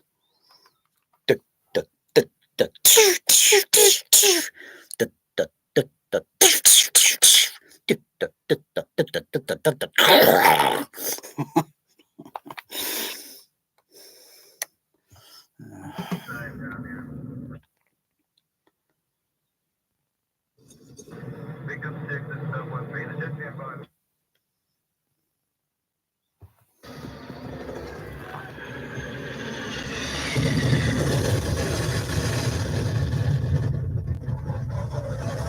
Yeah.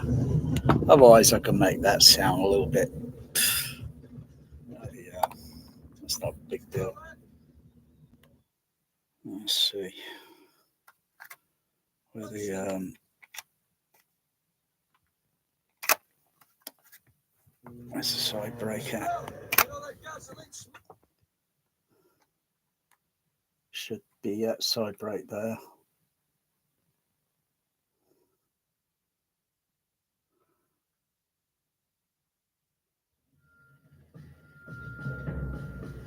It's almost similar.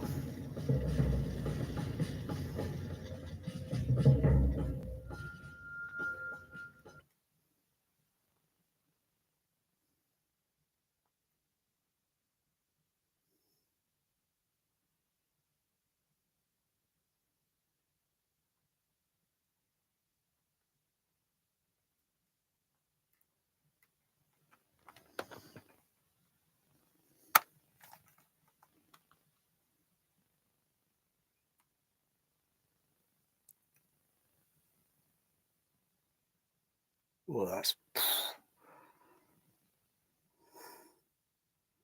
everybody is always tuned to the sound of their home.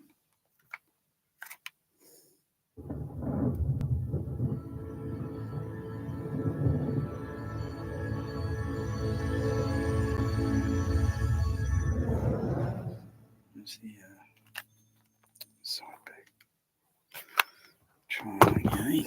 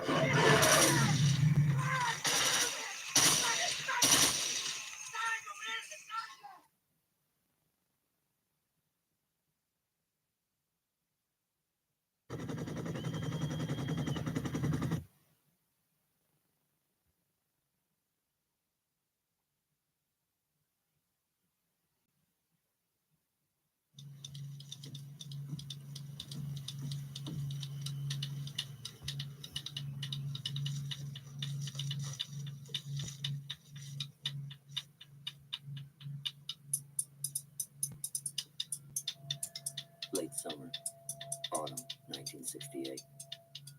Kurtz's patrols in the highlands coming under.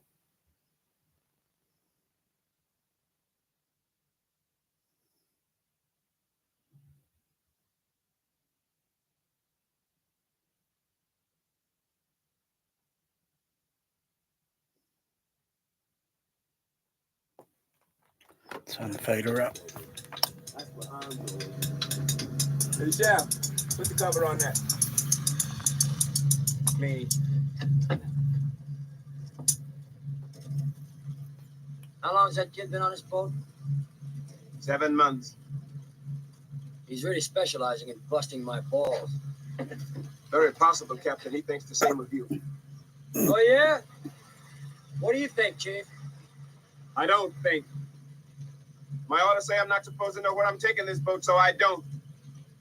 But one look at you and I know it's going to be hot, wherever it is.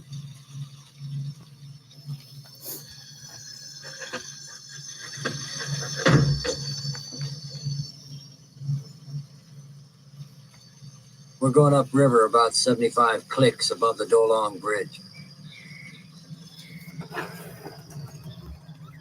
That's Cambodia, Captain. That's classified. We're not supposed to be in Cambodia, but that's where I'm going. You just get me close to my destination and I'll cut you and the crew loose. All right, Captain.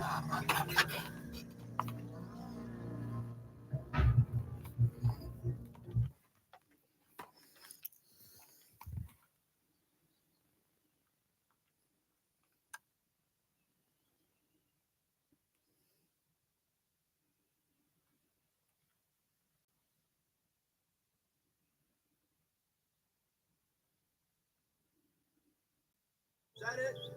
That's it. Who's getting it? Man, I'm gonna get back to Antoine. I remember the timing. How could I fucking forget, man? Beautiful. Man, you know that's a bet. Yeah.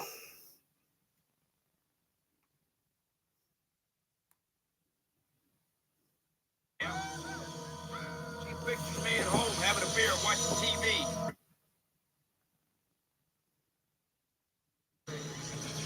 If this tape is any good, I will have Dad and the family send you the tape. Hey, Lance. Whoa. The tape.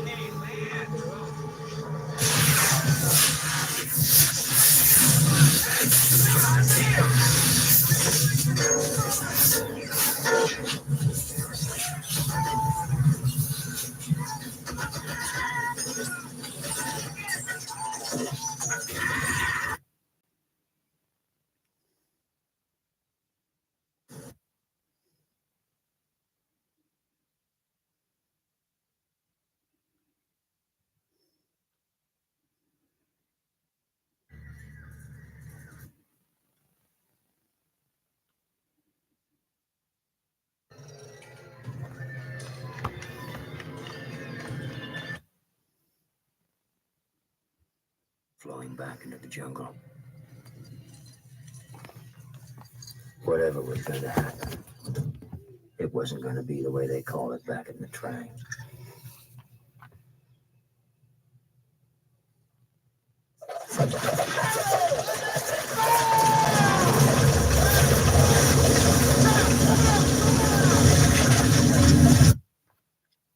So sound like the surrounds.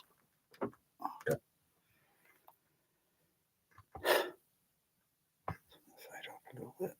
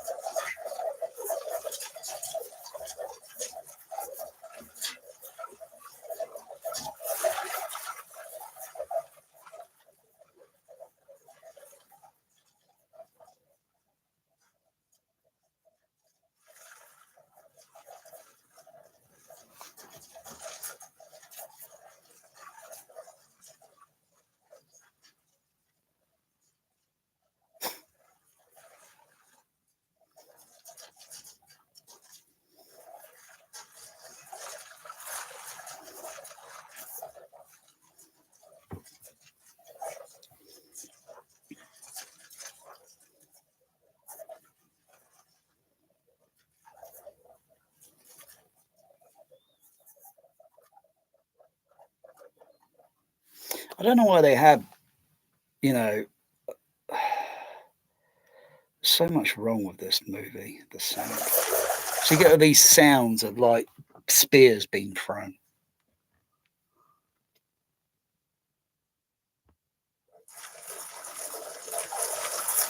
It's like listening to the stem track, you know, and you add that into, say, wherever, you know, and you've got another stem track of sound effects and another and so on.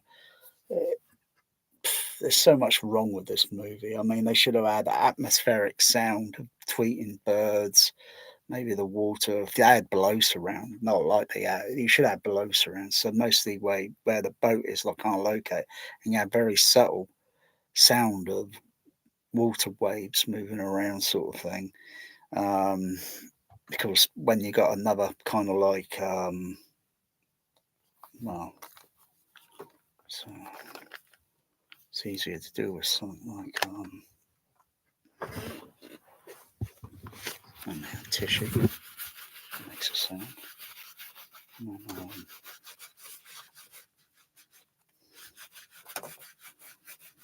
Maybe take that meter.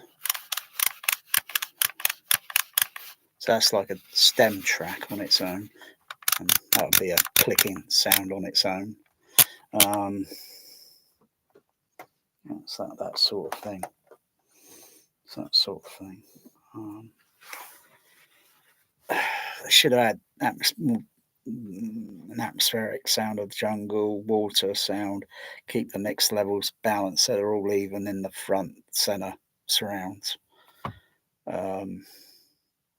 Otherwise, it's like listening to the film silent on the surround.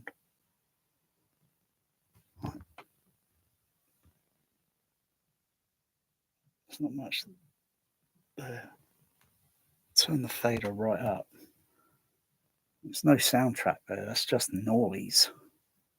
It's just noise there on the surrounds. But I'm listening. Oh, I think it's the end of side B. So, turn that fader down. So, might be magnetic soundtrack noise in the background, but it was still very faint. Couldn't hear it.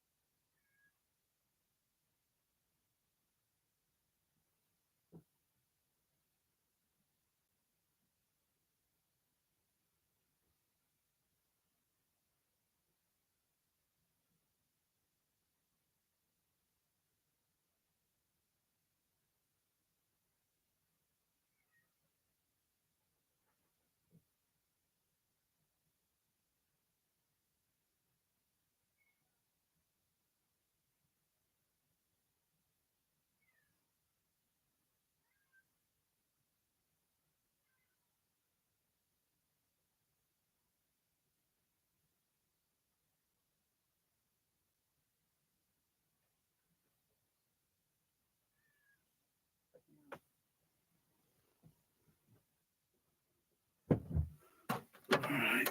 This 2, side 3. A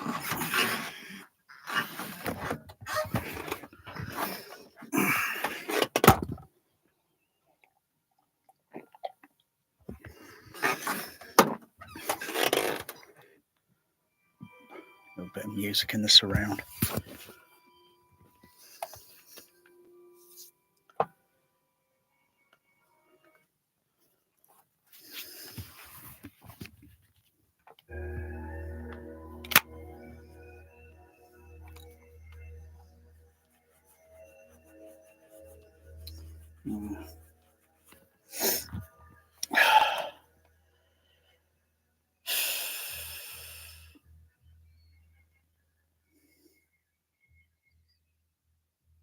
Yeah, some scenes have got jungle sounds and some scenes don't. You know, you can't defy the laws of physics. You know, can't have one scene that doesn't have any sounds of jungle in it, and then you got all these bamboos flying through it. It's going.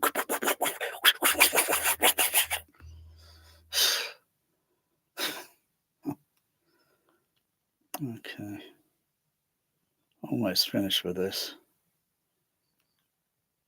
Almost finished with this.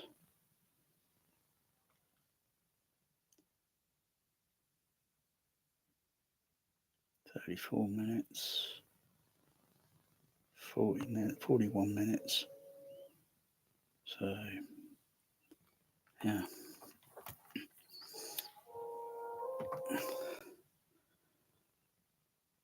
Maximum is about 58, I think it is, 58, 59 minutes. Or is it about 60 minute for a NTSC CLV? I think it might be 60 minute. Or it might be PAL Laserdisc. Oh, I can't remember which has got the most recording time. I know Sneakers, the movie Sneakers on PAL Laserdisc, goes up to a pretty longish on the each side. I think just about 60 minutes.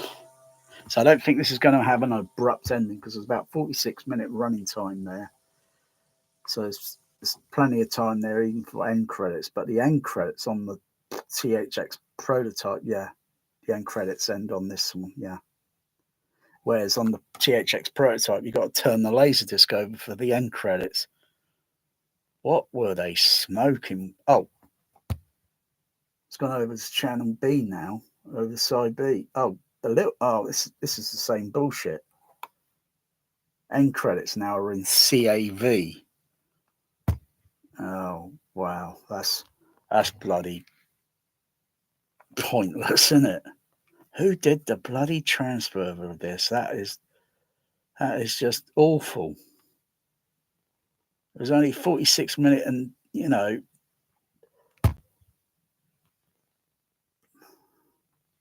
only 46, and the aspect ratio there, I don't know, it looks bloody awful there with the end credits. Mostly on the screen chat.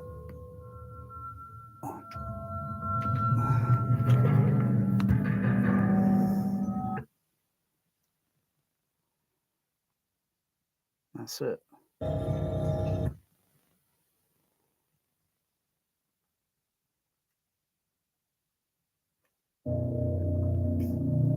There's only a few minutes there. There's only a few minutes on that CAV side.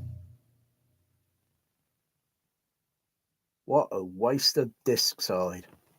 No extras, nothing. What a waste. I've got to say, that is the worst bloody Laserdisc break I've ever seen. Probably second to Glory on one of the Laserdisc pressings where film fades out on the end, at the end of the movie, it fades out, and then you got to turn, you got to put the other disc on for the end credits. Whereas I prefer to play the other version, where the when the story of that fades out and then it goes into the prologue, and what's it on part of the end credits, and then the end credits. But no, that's probably second worst. Bloody awful. What were they thinking when they designed that? Because they clearly had plenty of time left on disc on side 3. They had plenty of time left. Because it was about 46 minutes, that's 47, 48, 49, 50. So those end credits only last probably about 4 minutes or something, so they had plenty of time. Oh dear, thumbs down on that one. Yeah.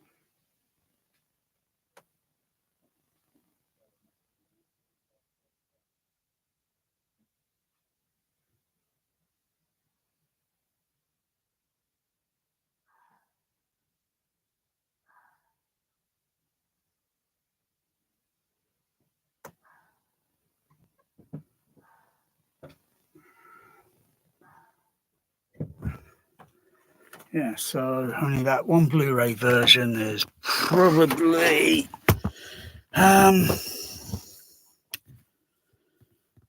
would I give it my THX approval?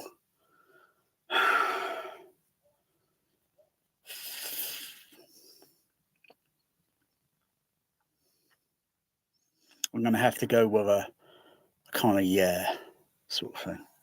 I'm not going to say it with a like a yes. I'm going to just go yeah. I'm not a fan of DTS. What's DTS even doing on it? It's just a delivery format, you know. That's all it is. But it's it's like you go to a cinema. They got, you know, you don't usually know what cinema is geared up with, what sound formats and that. And Odeon, Leicester Square, they had an SDDS processor, probably the 2000, probably the SDDS 2000, I think.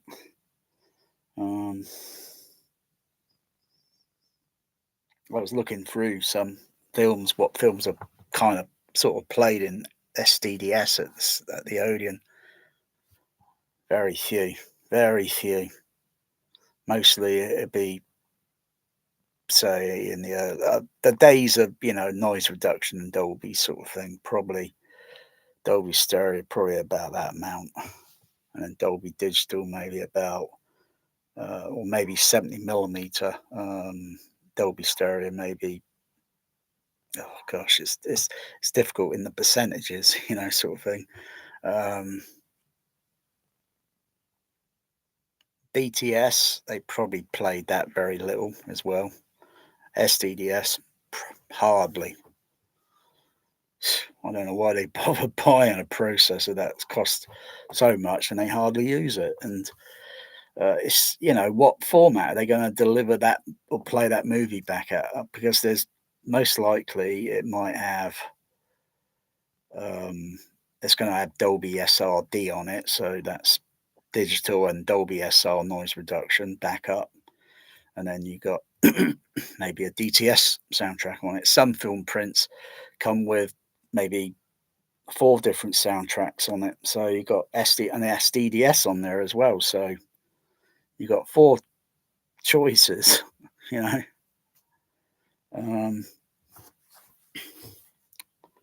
And I don't know which movie that was. I'm not sure if it's Godzilla or whatever, what they played. Because if they were playing SDDS, most likely they'd be using the 5 screen. So,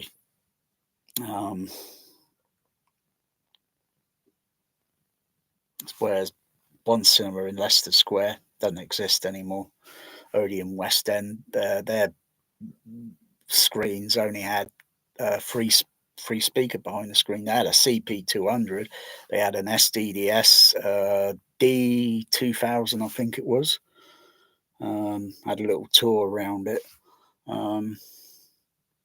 Nice setup in the rig, in the projection room.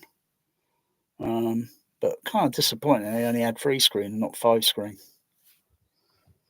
So they have to fold down the other channels, the left center, right center, discrete, and fold them down into the other channels.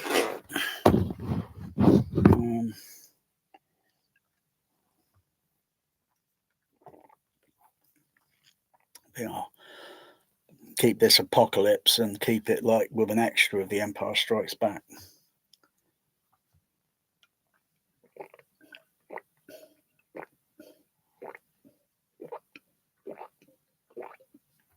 Of course, I got no sound on the. Got no sound up there because the lead is the lead is only on the optical. No, hang on. No, the AC3 that is, that's connected on a different lead. So I think optical. Where is it? System input. I think it might be on optical number 2.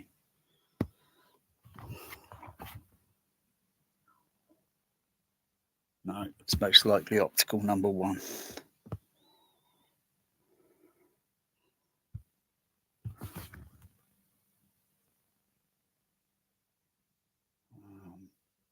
Maybe I haven't got not the other optical lead connected on that player.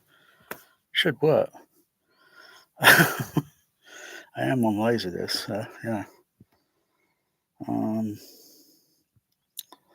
Can't remember what optical lead, how many optical leads I got connected, because one is connected onto the AC3, so a short electrical cable going from the RF out into the demodulator, and then the optical lead coming from the demodulator over to the Storm audio. But DTS, if I play DTS, that plays out on the PCM optical output.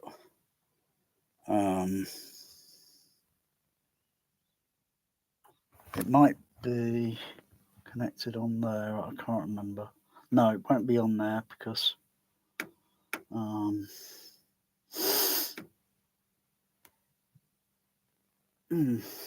think it's just the analog here.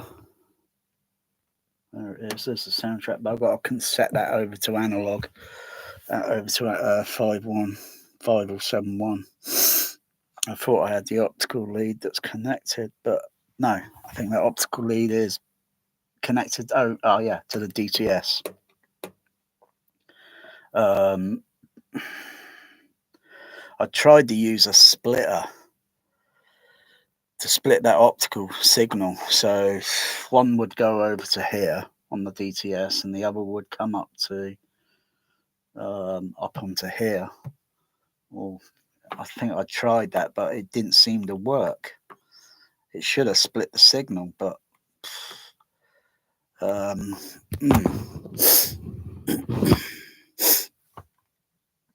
it's like there's just not enough optical inputs on the on these units, and I can't really go optical up onto here, onto the Denon, and then bring it down onto the Storm audio, because there isn't an optical output. There's no optical output on the Denon. There's optical inputs, but no output. There are optical inputs on the Storm with an optical output, but there's no optical. Otherwise, I could go an optical in on there with an optical output and then connect it onto the Storm. Because there's only 3 optical inputs. There's not enough of them. There's not enough inputs. There's 7 HDMI inputs. Like, you think everybody's going to be using HDMI.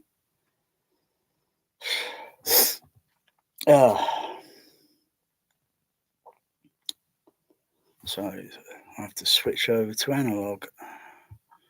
Over to the analog inputs. Down there.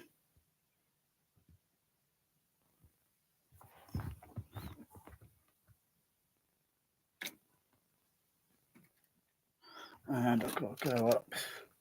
It's on laserdisc. Yeah, it's on the zone out.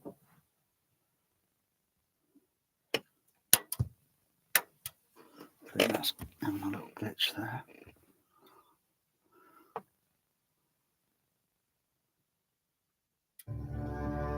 That's it.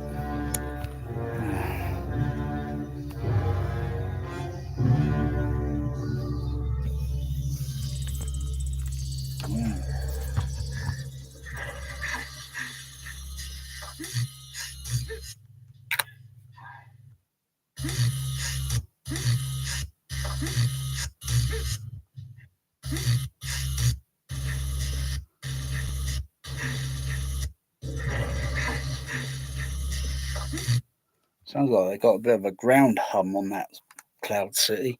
I think they need to get the repairman on there. It's really humming back. It's really humming.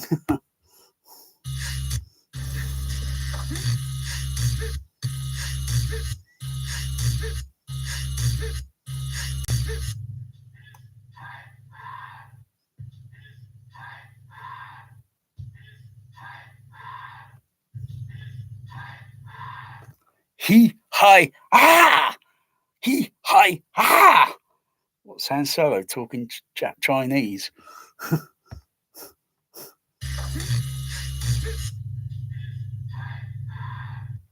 Sounds like he's doing karate. He, hi, ya! Sounds like he's enjoying it.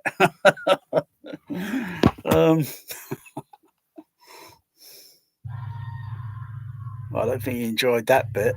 I don't think he enjoyed that.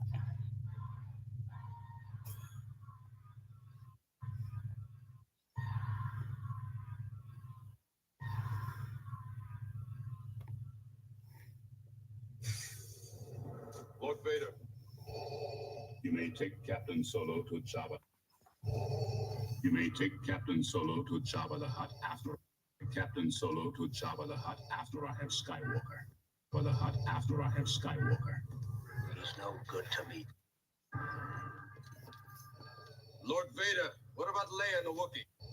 We must never again leave this city. That was never a condition of our agreement, nor was giving hand to this bounty hunter. Perhaps you think you're being treated unfairly? No. Good. It would be unfortunate if I had to leave the garrison here. This deal is getting worse all the time. Worse all the time. Worse all the time. Worse all the time. Yeah. Wow.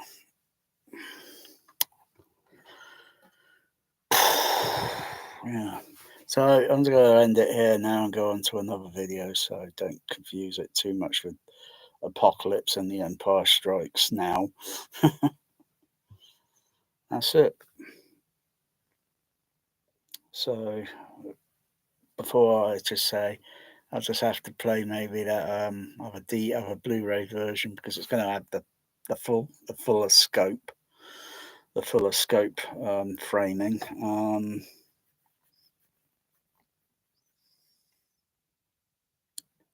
Maybe just bite my tongue a little bit on the sound, a little bit. Just have to bite my tongue a little bit on it, and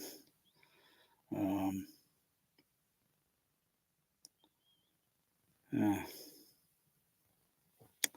I'll do another live video in a moment. So early in the hours in the morning. It's like it's almost 3 o'clock. Yeah. Yeah. I don't know. I'm thinking about getting a haircut. But I don't know. I saw. I haven't used my clippers in a while. Not since kind of things normalised. I wouldn't say they really normalised, but I haven't. I might just think, just sod it. Get my clippers and just do the back, just trim around here a little bit, just comb it a little bit there, and just trim a little bit, and just trim. I don't care how it looks. I won't go too crazy with it because I still like to keep the personality. Everyone has the personality of their hair. Some do their hair differently over the years, and I think, and they always keep literally that same style. So I'll just probably think get the clippers because it's like it should be like a bit like that.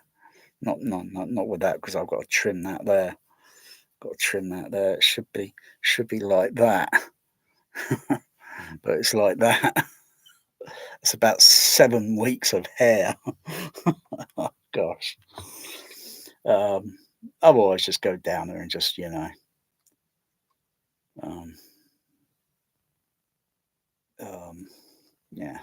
doesn't take long.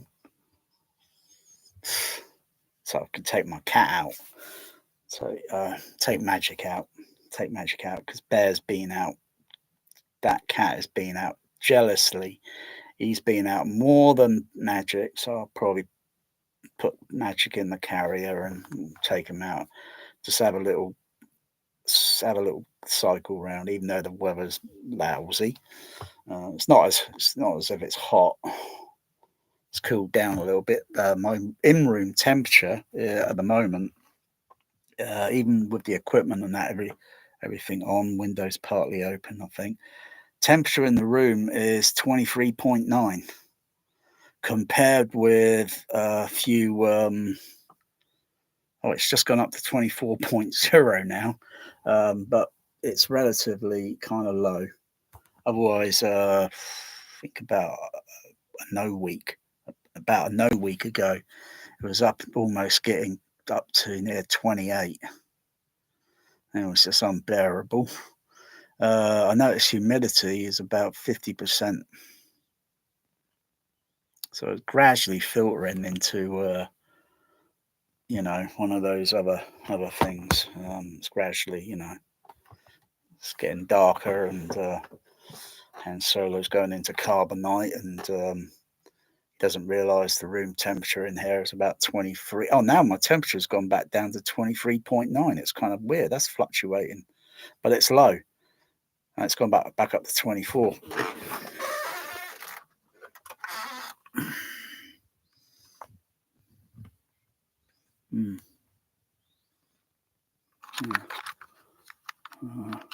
That's Celsius. That's Fahrenheit. Yeah.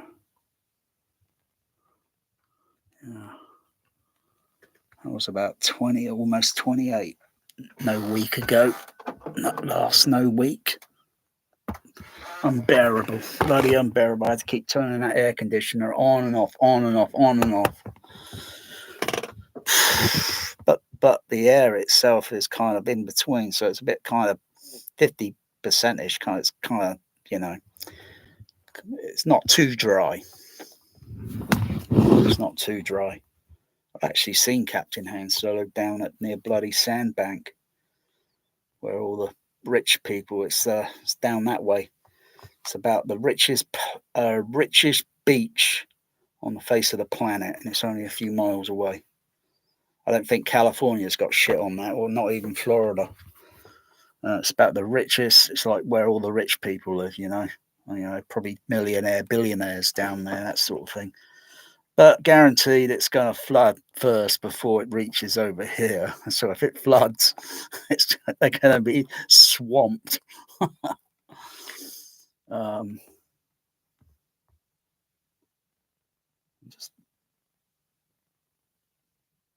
Just looking at this color. What's wrong with that color? I've got some. What's it mode set on there? Oh yeah, that's better.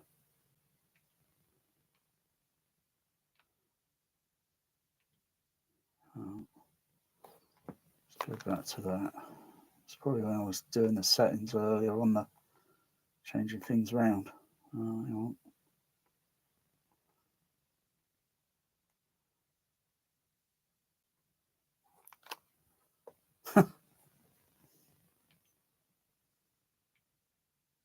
Yeah, I had it on the wrong Technicolor setting. Yeah. Kind of looks kind of weird on the color. I thought the the phase of the color was out a little bit. Maybe I got the phase on it set differently on the other setting, because they're all variable. You can program the phasing of the color. I only got two, I think. Well, really one laserdisc where the color phase is completely out. Psycho 3, and side 1, the color phase is completely out. So red, when you see the Psycho logo or the title on the film, it's not kind of red, it's kind of pinky or greeny color. It's completely out of position. But just go onto your OLED or your projector and adjust the phase. So normally the phase setting would be zeroed, and you go that way, and you go that way. So I had to bring it all the way down there, literally almost, until it more or less made. But with that, it also made it little glitches of color error or noise sort of thing. But I got through that. I got through that easily. If that would have been a UHD with bad near field mixing, garbage trash atmos, and bloody color banding noise, I would have taken that disc out and snapped it, crushed it in my hand. I can't stand that nonsense, I tell you. But I could just about tolerate the. But when it got to side 2, the color was corrected, so I had to bring that setting all the way back up to 0. So yeah, those are the little things, just quickly adjust. And I think there might be another Laserdisc I've got where it's a little bit kind of bit error sort of thing. It might be Glory, because the color tone of the black people, or even little colors of the flag and that, just look a little bit out of the position. And so it's kind of like bringing the I can't remember if I got to bring it up that way a little bit or just down a little bit. I can't remember. It just has to go down, up and down a tiny little bit, but it's like it's fluctuating. The phase coloring is phase. It's shifting and moving, and it should be stable. It's probably why Americans color NTSC is never twice the same color. It's not NTSC anymore, I don't think. I think they changed it completely. I think they phased out NTSC because of digital and all that. Maybe even PAL is phased out. I don't know. Because there's new video standard things that have come along over the decade and over the course of, and so the French, they're probably not even CCAM anymore. So there's only three. Well, actually, there's a few NTSE ones, and I think a few PAL ones. Yeah, there's the different number values in it, but they're probably completely phased out now. But still, you still get these movies, and you think, what the heck? We're on this new system thing now. Why is the color all botched up on this transfer, and it's not botched up on this one?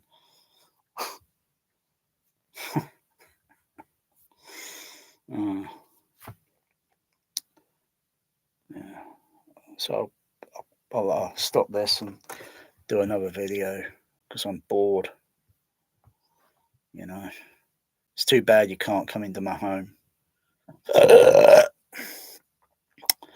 You'll be treated like with kind of like, do you want orange juice, water, lemonade, Coca-Cola, Pep? But I haven't got Coke. I haven't got the real thing. I've got Pepsi in the fridge. Ice, lemon, maybe even treat you to a meal. Get a takeout, get an order in, and then got THX sound, got JBL Professional. Bloody hell. What more can you freaking ask for? I may even let you pet my cat. But if you want to pet this immaterial piece of oh, look at that.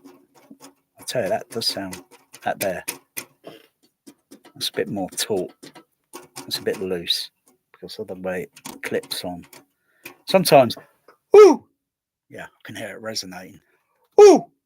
I can hear it ringing sound because the sound is going into it, right, inside it, and then coming back out and moving that little panel. So, see, trained ear. I tell you, the colour on this Empire Strikes Back looks bloody awesome.